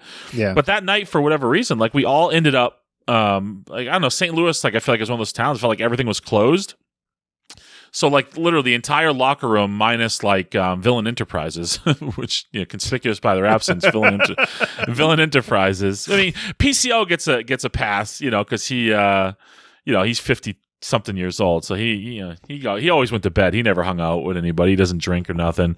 But the entire like roster, crew members, ring crew, camera people, everybody, like we all hung out, and they let us hang out in the lobby. We watched the show. We watched like, the episode that was on TV that week together, and just hung out like all night. And it was so friggin' awesome. And it just like, kind of typified like what that locker room was and how close everybody was, and, like how tight knit. And it was a really friggin' great night, man. So, and then, we didn't know what was awaiting, around the corner, going right. With the company. I had gotten to the airport through airport security in Boston. To Vegas, right? Yeah. And got the text message, hey, don't get on your flight. Shows are canceled. Like, and that changed from the time, because I had left work early to go catch my flight. And I texted, it was Merch Boy Todd, who's a great freaking guy. He did so much to help everybody. There's a ton of people behind the scenes that nobody even knows that just did so much for everybody. But I checked with him before I head to the airport. He's like, no, show's still on, man. Go to the airport, board your flight. And I check a bag. I get through security.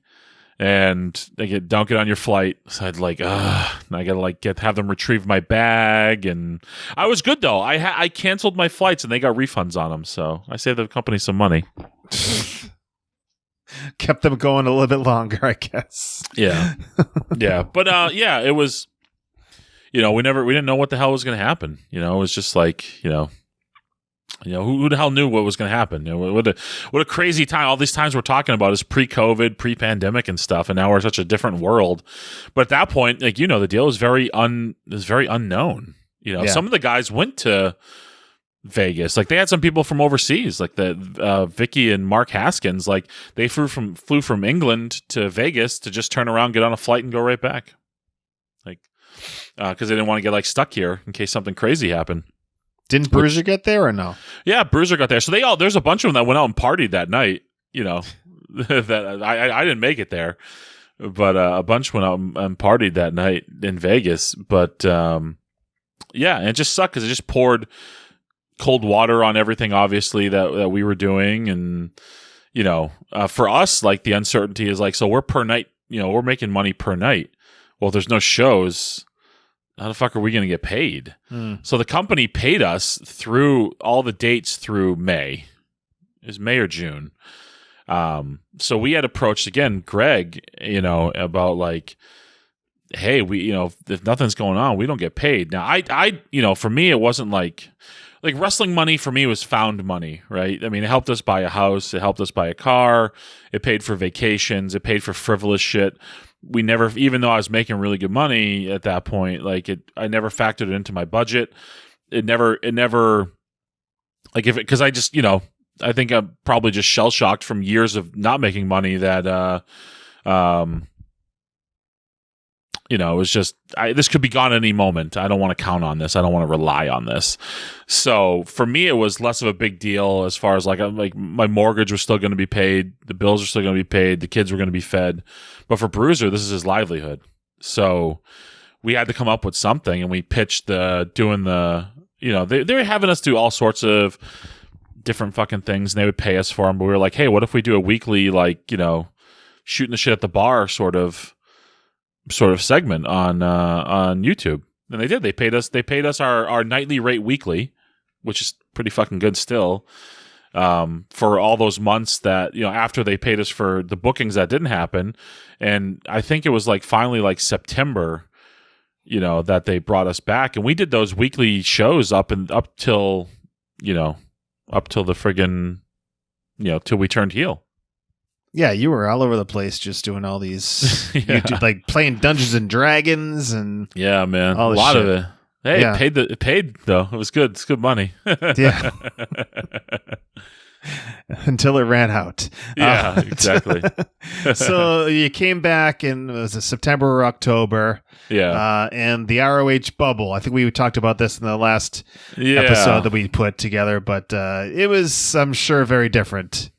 Yeah, I mean, first of all, I am horrifically out of shape. I've always been a big guy, but nobody I think could ever question my cardiovascular shape. I never get winded. I was always able to go in the ring. But at this point, I put on a ton of weight. I was drinking there were some weeks, Mike, where I got drunk every night of the week at home during the pandemic because just bored and depressed and beer, or I know you were doing your wine Saturdays. I switched over to wine because beer would make you feel bloated, and at that point, my tolerance was so ridiculous that I needed more. And beer, I couldn't get drunk off beer because I couldn't drink enough beer to get drunk. I'm embarrassed to say, but so I would get those big bottles of Yellowtail, it's 2.5 bottles of regular wine, and I'd crush that. And then I would polish it off usually with a couple of when I say couple, probably 5 or 6 seltzers and stuff too afterwards. So the amounts I was drinking were just scary fucking amounts. I'm lucky to be alive with some of the amounts I drank. But at that point, I'm embarrassed to say what I got up to, but I'll just say it. I don't think I've ever said it publicly, but I got up to 521 pounds. Holy moly. Yeah. So, there's pictures. It's obvious how heavy I am at these tapings. You had to address it online at some point, right? You addressed it online. Yeah, so I had a match, and this is this is before, I think it was the last taping of 2020, and wrestled the Kingdom, and the match was terrible. Thank God for editing. Even then, it was still terrible with the editing. I knew it was awful. I knew I felt like I was probably going to be in trouble. I was, just distraught. Mike Bennett, fucking, I love that guy so much. He came and talked to me, and I was just I was ready to I'm just going to quit. I don't belong doing this anymore. I'm an embarrassment. And he just he talked to me. We probably talked for an hour. Mike has a lot of, he's been very public with his struggles. And just he just, it meant a lot to me. I love that guy. And, the talk he had really, probably helped save my life too. But I had to go face the boss. I had to go talk to Hunter. It's yeah, Hunter wants to see you. And I was I thought I was getting fired, man. And Hunter didn't talk about the match at all, except for he's we can edit that. He goes, "Are you okay? Are you okay?" He cared way more about me as a human being than he did about the match that I just fucked up that he had to now go work and edit. So that meant a lot to me too. So I definitely was. I continued to get in better shape. I never got into the shape I should have, because I still, I couldn't kick the drinking habit. But after that, like I had gotten in much better shape. After that, I lost. I got down. Lost like 50, 60 pounds. At that point. So and I'd yo-yo back up and down in between the tapings and stuff, because I would just drink and fall off, and then I'd rally for 2-3 weeks going into the taping to get into shape to wrestle. But it was not a banner time. When I really started to get motivated and get better was when I started doing the pure stuff. Because it, like, having singles matches, it forced me to all right, you gotta be in some semblance of shape here, but still wasn't like, I wasn't in a good frame of mind either. Mentally just beat up and down, and but that pure stuff really helped snap me out of it, because I thought, like, I started to really think that this is my ticket. That's when I started to become like more aggressive with advocating for myself. I kind of got the philosophy of like, I'm gonna ask for forgiveness, not permission. I started hitting the catchphrases and the promos, and like, because I felt like I had nothing to lose at that point. I was kind of floundering anyways. So fuck it. Why not? Yeah. The whole best pound for pound pure professional wrestler thing, Samoa Joe had just got released from WWE, and I knew he was a former pure champion. So in my mind, I'm like, maybe if I just start saying this shit, if he comes back to Ring of Honor, maybe he just comes out and chokes me out or something, like, and I get a cool moment with Samoa Joe. Like, that was the whole fucking idea, Wasn't to be, though. Wasn't to be. No. Well, but that stuff started. That stuff started to get over. I thought that stuff started to get over. I know it pissed off some people in that pure division. I don't think Gresham was a big fan of it. I don't think Josh Woods was a big fan of it. Josh Woods like called me about it, and he's like, thought I was making a mockery of it, which I guess I sort of was, but not really. Like, I thought my character was making a mockery of it, but I didn't think I was making a mockery of it. Like, right? Separation of fucking, reality, fiction and reality. Like, yes, my character, Brian Milonas, is making fun of, like, I can fucking be a pure wrestler, blah, blah, blah. But me personally, no, this was, to me, I took it very seriously. And this was in my head, like, this was my chance. This was the opportunity of like, oh, fuck, I finally got a chance to get over in this company and do something. It was not to be. It was not to be. That's ultimately like I feel like the fucking, with everything with that company, man, for us, it was just bad timing on everything, right? We get the momentum rolling as baby faces, the fucking Booker switch, Marty's lukewarm on us, pours cold water on us, and all the momentum stops. We get more momentum rolling with the session Moth Martina stuff. It looks like it's going to line up for some good TV time for us. Fucking pandemic comes. We turn heel. All that shit happens. I think I'm going to get fired from the company for being a fat piece of garbage, and turns around and get the momentum going with the pure stuff, and company goes out of business. So bad timing. Yeah. The Zoom call to end it all. Oh, yes. You confused me. I was like, wait, no, this thing is still going. I paid for the premium. No. Oh, no. Thank you, by the way. So we would it wasn't unusual for us to have Zoom calls, right? Like, we'd have them before every bubble, and they kind of go over guidelines and protocols, and so they go over the sort of the normal shit for the upcoming TV taping, and then they go, hey, we need everybody who's not under contract to drop off the call right now. I was like, oh, what the fuck is this about? So they give it a few minutes. They make sure, because they bring in like different guys. Like Tony Deppen was there. He was working without a contract. Like they bring guys like that. Chris Dickinson, different guys like that would work without contracts, and they just start laying it on us.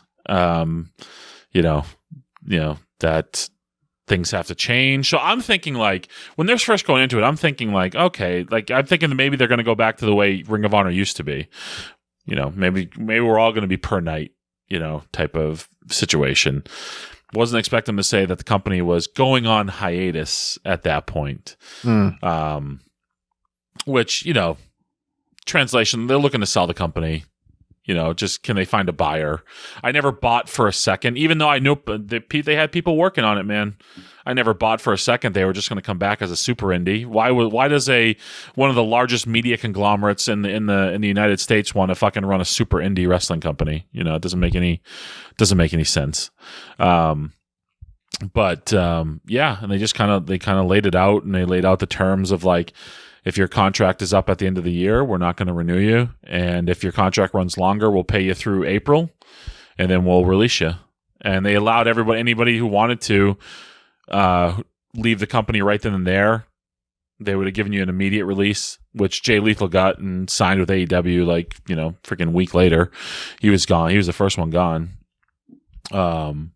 Which that first TV taping was weird. No Lethal there, just like there were guys meeting in hotel rooms to like hash out plans to like how to, it was just a weird fucking vibe and time. And so it was, that just sunk me deeper fucking into like depression and stuff.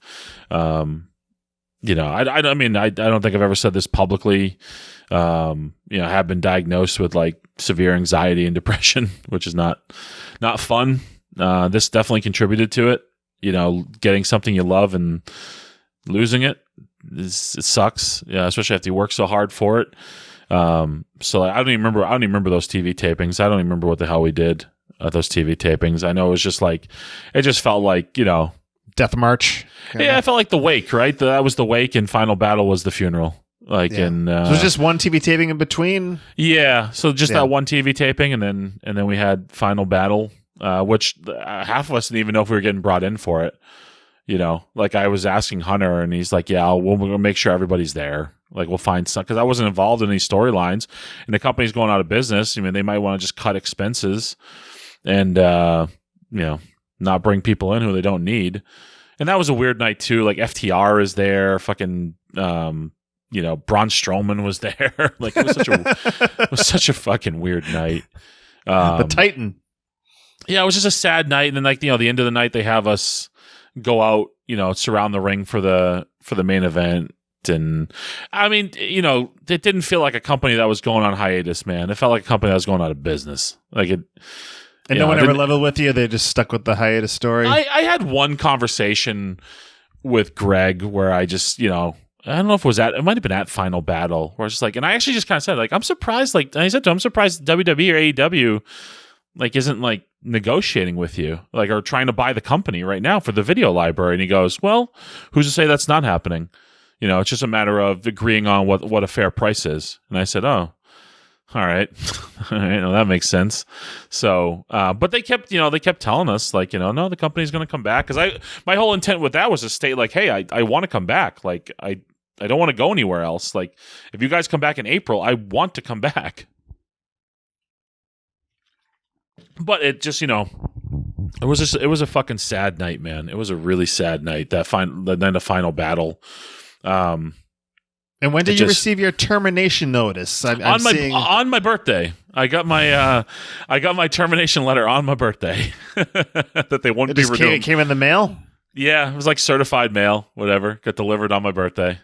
So, yeah. Happy 40th birthday. You're no longer employed in the professional wrestling industry. So I really, I was really down. I really considered quitting, like making Final Battle my final match and just dropping off the face of the planet, because it broke my heart. It just destroyed me, as it's done a lot of guys. For those of the, everybody rebounds and stuff, but for me, I felt like I'm 40.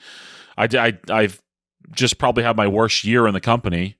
My own fault. Nobody's fault but my own fucking fault. Who's gonna want me? So I didn't even try. It wasn't even like I didn't even try. I didn't even send out, I didn't try for months. Months later, I would start like emailing different places. But at that point, like I've been off TV for months. I didn't even try. Like I was pretty resigned going in. Like I thought that was going to be it. I thought that was going to be the last match. I thought that would be, and I did the stuff like some Beyond stuff with Max the Impaler and. So I kind of talked myself out of having that be my last match, but I really just was very unmotivated you know, to wrestle. Like that night, holy shit. Like, thank God Steph had come to it, because I was in rough shape, man. Like I needed help, like to the car after the after party and stuff. Like it was fucking bad, man. It was bad. Woke up next morning, had like a bloody nose and stuff, and like how much I drank, you know, and I was just fucking sad the whole goddamn night. It's awful. It was all like, I loved it. It was because you realize, like, you know, all these guys have been a big part of my life for the last 5 years, and some of them I'll never see again. As a group, we'll never be together again. You know, like, you know, I barely see Bruiser anymore. I barely see, you know, Taven or Vinny. I don't see Pants anymore. All these guys who you're just seeing, you know, all the time, and you're on the road with, and you're hanging with, and you're wrestling with, and now it's like, it just, you know, that to me is the saddest part of it all. Is, you know, these guys were such a big part of my life, and now, you know, you can text and you can call, but it's not going to be the same, you know, as being on the road together and being with each other. So it was a really sad night, man. It sucked. It was a kick in the balls. What did you do? Is it just Battle Royal or something? It was like a 10-man tag. Yeah, so it was just a throwaway match on the pre-show. I was glad to do it. You know, I was happy to be a part of it. You know, but it was just, yeah. Made sure I got pictures with people, which I was always really, really bad at. Yeah. You know, and I knew going in, I was like, oh man, this after party, I knew I was going to get just roasted at it. Yeah. You know, it was ugly though. It was bad. You know, I mean, we're coming now to the kind of peak of my, like, you know, yeah, the drinking gets, you know, it's already really, really bad. And after that, for the next couple months, it's probably the worst it ever was, you know. So, but I was just, you know, I was really fucking depressed and, you know, horrible anxiety. You know, I'm having like panic attacks and shit, you know, that are sending me to like the ER a couple times, you know, like that level of shit going on, man. So, you know, it fucks with you, right? So I often say, like, yeah, I'm pretty beat up physically from the pro wrestling business, but mentally I'm way more fucked up from the pro wrestling business than I am physically. Like it's a tough business, right? It preys on all your insecurities. It's also all your hopes and dreams tied up into one. So when something doesn't happen, or worse yet, when you get it and you lose it, you know, especially the way we lost it, right? It was such a bizarre way to lose it. It wasn't just like they were done with me and I got released and whatever. Like, I think I could have accepted that more easily than the way it happened. It was just so fucking crazy. So yeah, of course they received universal praise during the pandemic. The fact that they paid everybody, and you know, you were getting paid, as you said, to do YouTube videos and stuff like that. Yeah. I mean, it had to have, like, you know, you're part of this, like you said, this media conglomerate. It had to have been like some pencil pusher and Sinclair Broadcasting is like looking at the you know, the bottom line, saying, wait, we're paying out this much and we're only getting back this amount. No, get rid of it. Well, right? Yeah, the company was always there as basically we were syndication filler, right? They could put us in any time slot on any one of their channels. But yeah, I think they had lost a bunch of money, Sinclair. Like, that's public news. I'm not breaking any news there. The company lost a lot of money. Somewhere in that company, we are a line item, and that line item was red. And we were a very easy cut, and that's the long and short of it. They had to make cuts. Pro wrestling's always going to be in a situation like that. It's no different than like WCW was with Turner Broadcasting or whatever. Like, it's a line item to some person, and they said, well, that's an easy one to get rid of right there. Cut all that shit out. There we go. Yeah. We just saved however many millions of dollars that we were spending on Ring of Honor. So, and in my time there, the budget had kept increasing more and more year over year. You know, had it stayed at the levels it was when I first got there, who knows? Maybe it survives, because it's not that red ink isn't as dark, you know. But the number that it probably was at the end, yeah, somebody said, "Yep, we're done with this shit." So, yeah, they gave that. I mean, they had to have given great money to like Marty Scurll to keep him around. I mean, you hear rumors and stuff, so I don't want to quote because I don't really know what guys were making, but also they put themselves in a position where the salaries they are paying guys, even if we kept a full schedule, I don't know how they could have done it. I don't know how you can pay guys some of the rumored salaries for 45, 50 dates a year. The guys are making WWE money working a quarter of the schedule. So it's tough. That's tough. That's a tough business model for the company to recoup, what they're investing. Yeah. So you talked about like FTR being at Final Battle. Was there any like conversation with those outside guys, or was it just kind of like brief hello? They were nice, cordial. Yeah. Braun Strowman came to the after party, got drunk with people, had a blast. He was good. He was cool as shit to hang out with, and whatever. But yeah, not much conversation. Just they were all chill. They were all just they kind of knew the deal. Yeah. So when the news comes, I guess it didn't come till live on AEW Dynamite that Tony Khan had purchased, all the trademarks and properties of Ring of Honor. What was your feeling on that? I mean, I knew it was the end for me. It was like there's no chance for me to come back now. I will say this: like, I think it gave me hope that like the legacy of the company won't die now. I definitely had concerns of it, being with Sinclair Broadcasting, that it might just go sit in an archive somewhere and just the footage would rot until somebody paid them a ton of money for it. Yeah. So I think and I like that they bought it versus WWE buying it. We didn't need the rise and fall of Ring of Honor special on Peacock. So I think it's cool because I think that footage will live on. I think eventually AEW will probably do a streaming service or something. So I feel like, I think Tony Khan will be a better steward of the Ring of Honor brand and the history of Ring of Honor going forward than WWE would have been or Sinclair Broadcasting would have been. So, I mean, as far as like what they're doing, I don't know what the hell they're doing. Like, it looks like Honor Club's back and they're going to do a TV show there or an internet show there. So I hope it's successful. I would love to, say I didn't have my last Ring of Honor match, but truth be told, I probably have had my last Ring of Honor match.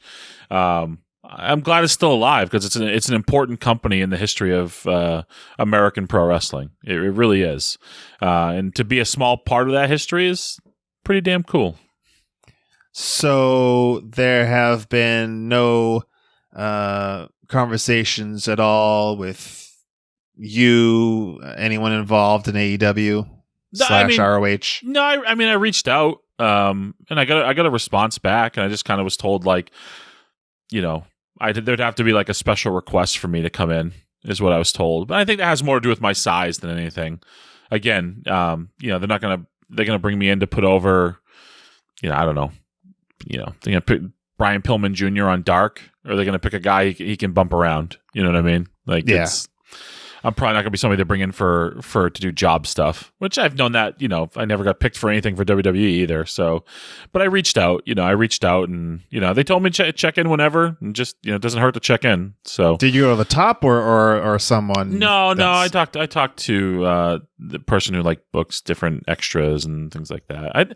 I really try not to abuse relationships or like try to exploit friendships or things like that. I just feel, and maybe I'm stupid for doing that, right?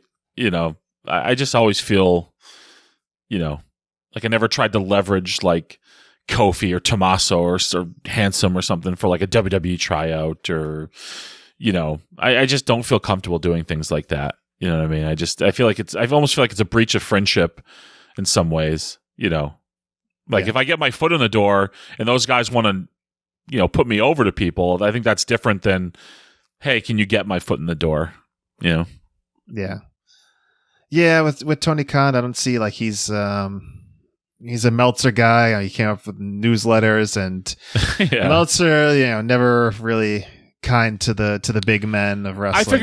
I figure if they were ever gonna use me, it would have been they had a pay-per-view in Lowell, and they booked New England indie talent for that, and they didn't book me. So that told me probably everything I need to know about the level of interest from AEW / Ring of Honor and me currently. So it is what it is, man. I'm working my ass off. I'm down a bunch of weight and working hard. Got a fitness coach and stuff now, and just one trying to make sure I'm around this planet for a long time, but also like I still want to wrestle for a while longer. I don't want to, I want to write my own ending, whether it's on the indies or whatever. Like I want to write my own ending. I want to say when I've had enough. I don't want circumstances to dictate that. I want to say when I'm done. So and I feel like I'm not done yet.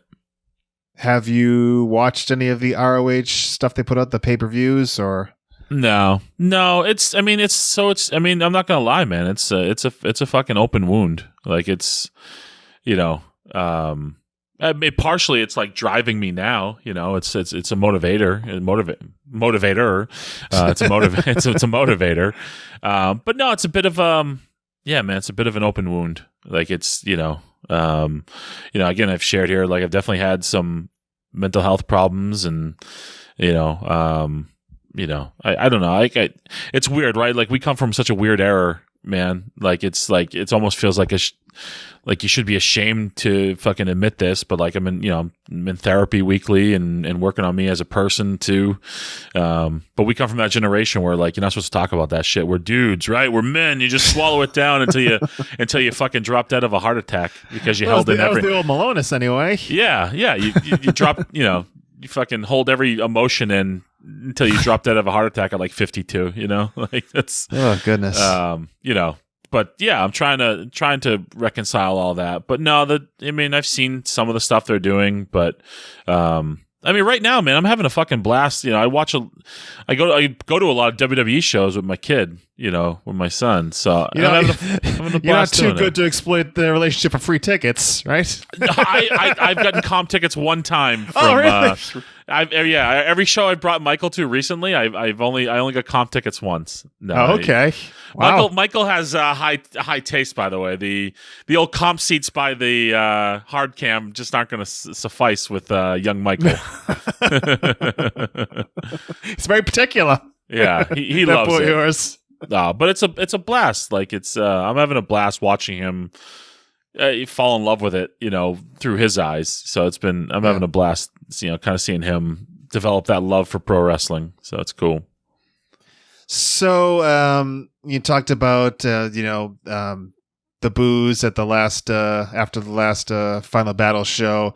Yeah. When did it finally come to a head? I know you've talked about online how you're sober now, but when did it finally come to a head where you said, okay, I got to do something about this? Yeah, so I went to a friend's wedding, and a mutual friend of ours' wedding. Yeah, and I pre-gamed a bottle of wine in the car before the ceremony, and it was open bar, and I probably drank another like 3 bottles of wine.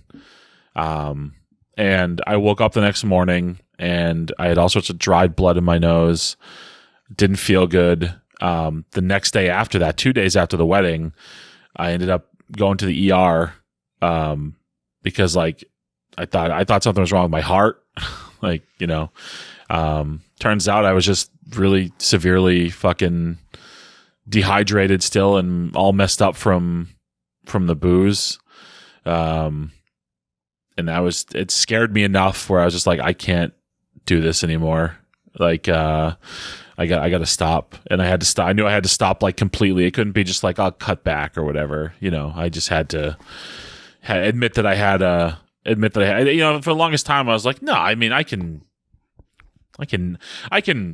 abstain from it. I just drink because I like it. You just tell yourself all these fucking lies to justify it or whatever. I just like it to take the edge off or whatever. In reality, I'm drinking that much because I have awful anxiety. I'm horribly depressed, and I'm just masking, those feelings with alcohol. But it scared me, man. Like it just scared the shit out of me. So I just made the decision then of, I'm done with it. I'm not going to touch it anymore. And I haven't looked back since. I haven't had a drop of alcohol, and it was tough early on. Like, I was booked in Wisconsin in March, and I sat in a bar with a bunch of people, and I didn't touch it. And So now I'm over 300 days, and I can honestly, say right now, I don't think I'll ever touch alcohol again in my life, because I do think I had a pretty severe drinking problem. And I think back of, like, I don't like who I was when I was drinking that much either. I wasn't like a violent drunk or anything. I think I was a fun drunk most of the time. Not to make light of it. I'm not trying to make light of it, but I just don't like that guy. There's a couple scary nights in the bubble and stuff too, and I think of some of the scary amounts that I drank. Like, man, just that shit can get away from you. So it's.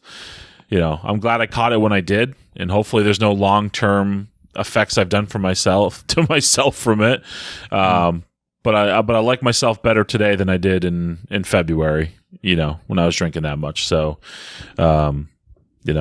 still working on me, still working on, becoming a different person. Still, like I said, started therapy. So that was a big step for me, because I just, for the longest time, I was like, nah, I'm not going to do that shit. I'm not going to do that shit. Fuck that. So that's, that's been a big step for me. And, and I still feel like I want to fight for this, man. Like, I don't want to give up on. I'm that old guy now, right? I got one last run of me, Mike. I got one more run of me, but I think I do, right? Like, I think I do. The night before, the podcast comes out on Festivus, and I'm supposed to have a big match at Beyond, so I'm hoping maybe to put on a good show there. But I want to just show, I get really down on myself, and I just want to show the world that I can still be somebody in pro wrestling. Maybe I won't get signed to a contract again. Maybe I'll never wrestle on TV again. But ultimately, what I hope to do over the next however many years I decide to wrestle is just be proud of the body of work I put out there, and that's what I'm just looking for at this point. You should be, buddy. I'm proud of you for starting to get things on the right track. Yeah, it's not easy to admit to yourself. It's not easy to come on a forum like this, but I also know, it's funny, right? So I always thought, like, people would say this shit to get attention, right? They just fucking want attention. Just shut up about it or whatever. But then you realize, like, as stupid as it is, like, I've done enough shit. I've done enough, because I decided to, be a fake fighter in spandex. Like, my life matters to people who have never met me, who have never known me personally. So if, telling your story sometimes helps people. So I felt like if I could, put myself out there, maybe it helps somebody else, right? Maybe, I think of guys who have inspired me. I think of, like, Mike Bennett and that talk I had with him, and, people like that who have inspired me. Maybe I inspire somebody to go, hey, shit, yeah, maybe I do have a problem. Because it's still a battle every day, right? So I've been struggling with the weight still, my weight yo-yos, but it's with food, not with booze. But now I feel like I took some steps too. I hired fitness coach and working my ass off back in the gym, 4 or 5 days a week, plus working out cardio at home the other days. I'm tired, man. This is late at night too. I got we've been going for a while, but yeah. Yeah, I feel like, I'm optimistic and hopeful, and I haven't always been optimistic and hopeful. That's great, buddy. Now, you see there's no end in sight for your wrestling career, or? No, I don't want to. I don't want to be one of these guys that, like, I'm going to be finished at this, and then I haven't had my fill yet. I'll never retire, right? I'll never say I'm retired, because I don't know. What if I go 3 more years and I stop taking bookings for a while, and then a match comes up, like, shit, that'll be fun to go do a one-off. Eventually I'll just start taking less and less bookings, and eventually I'll take no bookings. So, but yeah, I don't plan on stopping anytime soon. Hopefully, right? Knock on wood. I got 20 years in, so you never know. Like, injuries creep up, and hopefully I can avoid the injury bug and everything, and that's the big thing, right? Just avoiding the injury bug. But I'm doing what I can to take care of myself, to keep myself healthy. What about doing other stuff in wrestling? Promoting, perhaps. Is this something that you'd be interested in? Yeah, there may be some irons in the fire. Nothing I can talk about yet, but yeah. Yeah, I think I would be more interested in the promoting side than like I would never want to run a school or anything like that.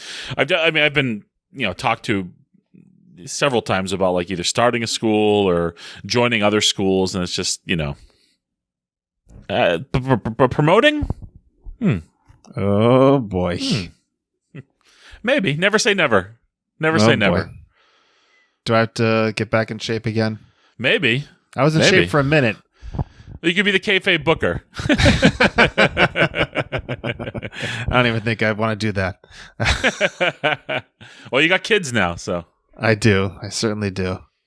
All right. What else can we talk about? I mean, it's only, 2 hours, almost closing on 2.5 hours. I don't know what else you want. I think we covered the gamut of Ring of Honor. I mean, it's. I will say this though. You want to. So I told you like my relationship started dicey with Bubba Ray.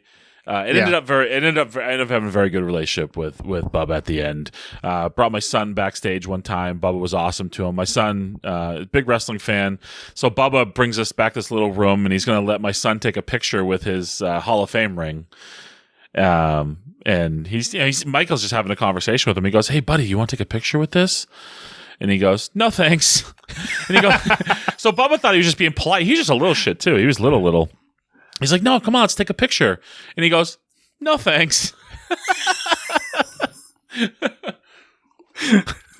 But then, like, so with that session Moth Martina stuff, I get back from doing that night in St. Louis, and Bubba pulls me aside, and he's like, "That's the best thing I've seen you do in 5 years here." He's like, that'll make you the most money you're ever going to make here. It didn't happen, didn't pan out. But it made enough impression on him. Like he went on I think it was like Chris Van Vliet's show and talked about it and put me over. So that meant a lot to me because, Bubba's a tough nut to crack. Like he can really be a tough guy. But to kind of feel like I've gained, his respect a little bit, it did mean something to me. Yeah. There you go. There's a fun story. Yeah.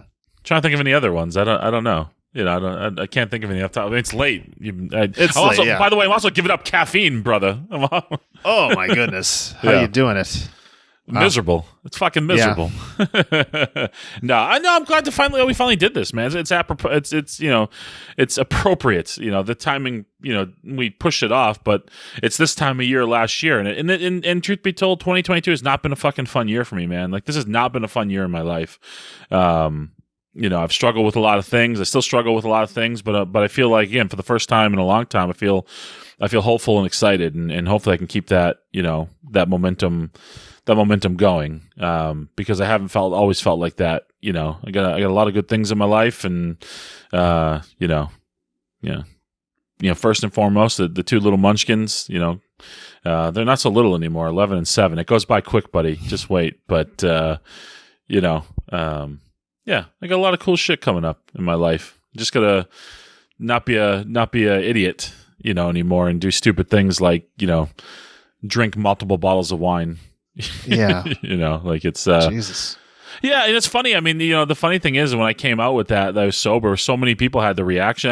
Because of our, we've stayed close over the years, but some people who hadn't seen me in years, were like, "Boy, you never were like a big drinker. What the hell happened?" And it's like, well, life happens, man.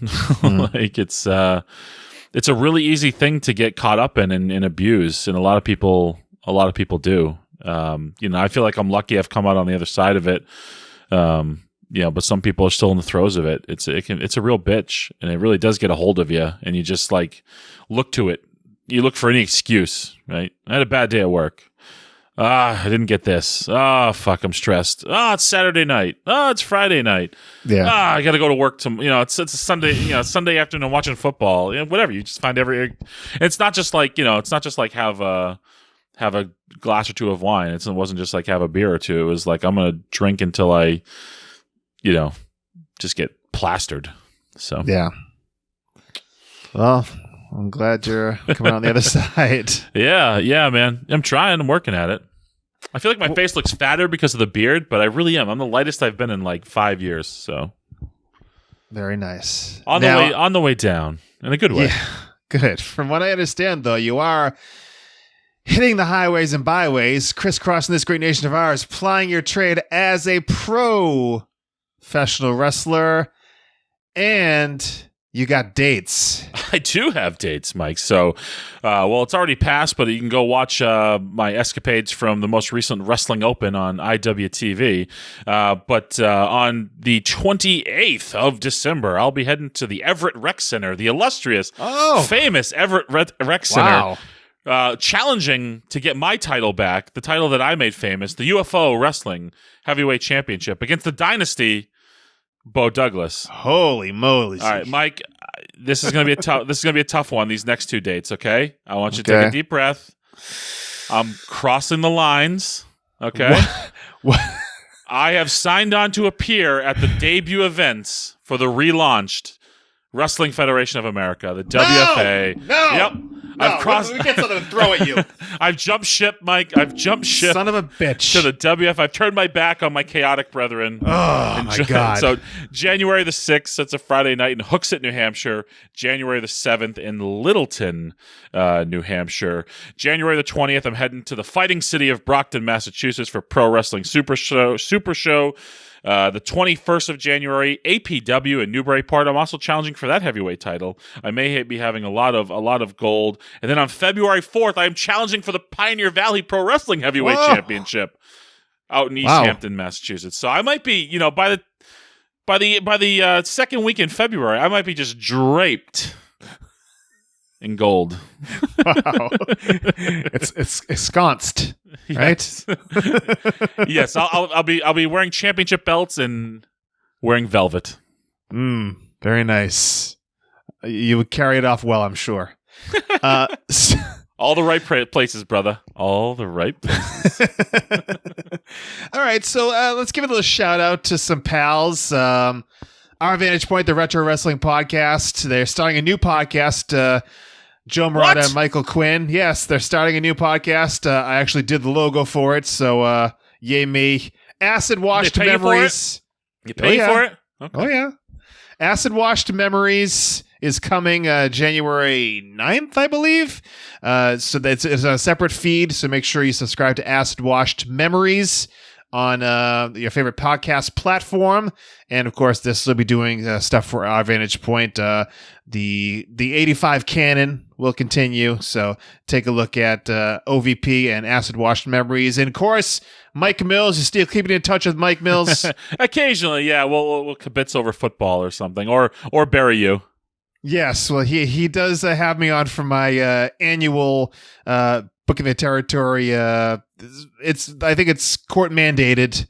My yearly appearance on Booking the Territory. I was there over the summer, so continue to listen to Booking the Territory, a great podcast. They've been going for we started in 2016. I think they started the year before that, so they've been going a long time. So unprofessional wrestling podcast. Exactly. Mike Mills, check them out. Matt Spectro has his podcast, not about wrestling, it's about comic book cartoons. That is called Matt Spectro Through the Multiverse. Of course, our old pal Tarzan. I'm on a number of episodes, number of guest appearances on Matt Spectro Through the Multiverse. Yeah, so if you miss hearing our voices, both of us are on multiple episodes of Matt Spectro Through the Multiverse, so check those out. When's your next He-Man episode? I think we're done. I think we did them all now. Oh, you did? Yeah. I thought there was one more. Nope, we did them all. Oh, all right. All right. Oh wait, no, there is one more. There is one more. I forgot about that shit He-Man series that they have on Netflix. But the not Kevin Revelation Smith one, right? Not Revelation, like the reimagined one. Did you do the Kevin Smith one? You did the Kevin Smith one. Yes, I love that one. That one's fantastic. All right. Give Leo Connors a check. Look him up on YouTube. Subscribe. For some reason he's decided that I've been deemed worthy of being his 300th episode. Wow, look at he's you. Like really like he's like I need you for the big special anniversary episode. Like I think people are going to be disappointed that I'm his special guest for his anniversary episode. But I am booked. whenever that episode is coming, I will be there. Oh, you got dates. And yes, I have a date. So me and Leo going on a date for his 300th episode. He's on Nashua Cable Access, but you can find him on YouTube, and he does great work interviewing the stars of the New England wrestling I'm sure scene. my name won't come up. Not at all, I'm sure. So I think that's about it for us. I mean, yeah, it's after midnight.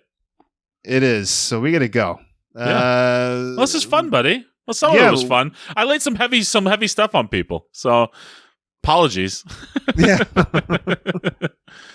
But we're smiling at the end, so that's a good thing. What can you do, right? I mean, right? We all get hired to get fired in pro wrestling, and ultimately, when I look back, I've done some pretty cool shit. So at the end of the day, I can't. I'll always be disappointed. I fell short of certain things. I'll be disappointed in the way Ring of Honor ended. But ultimately, when I when I look back at it, I've done a lot of really cool shit. So, I'm a pretty lucky guy. There's a lot of people that don't get the opportunities that I got, and I'm fortunate to have them, and leave the memories alone. Exactly. All right, so I guess that's it for us. Maybe we'll do it in another 2 years. Maybe. I mean, if I'm tied into another podcast, Mike, I might not be able to. Oh boy, we'll have to talk about this. All right, so come to me before you make any final decisions. All right. So I guess that's it for the Kingpin Brian Milonas. This is Mike Crockett. Big ups to Mucko, and thanks for nothing.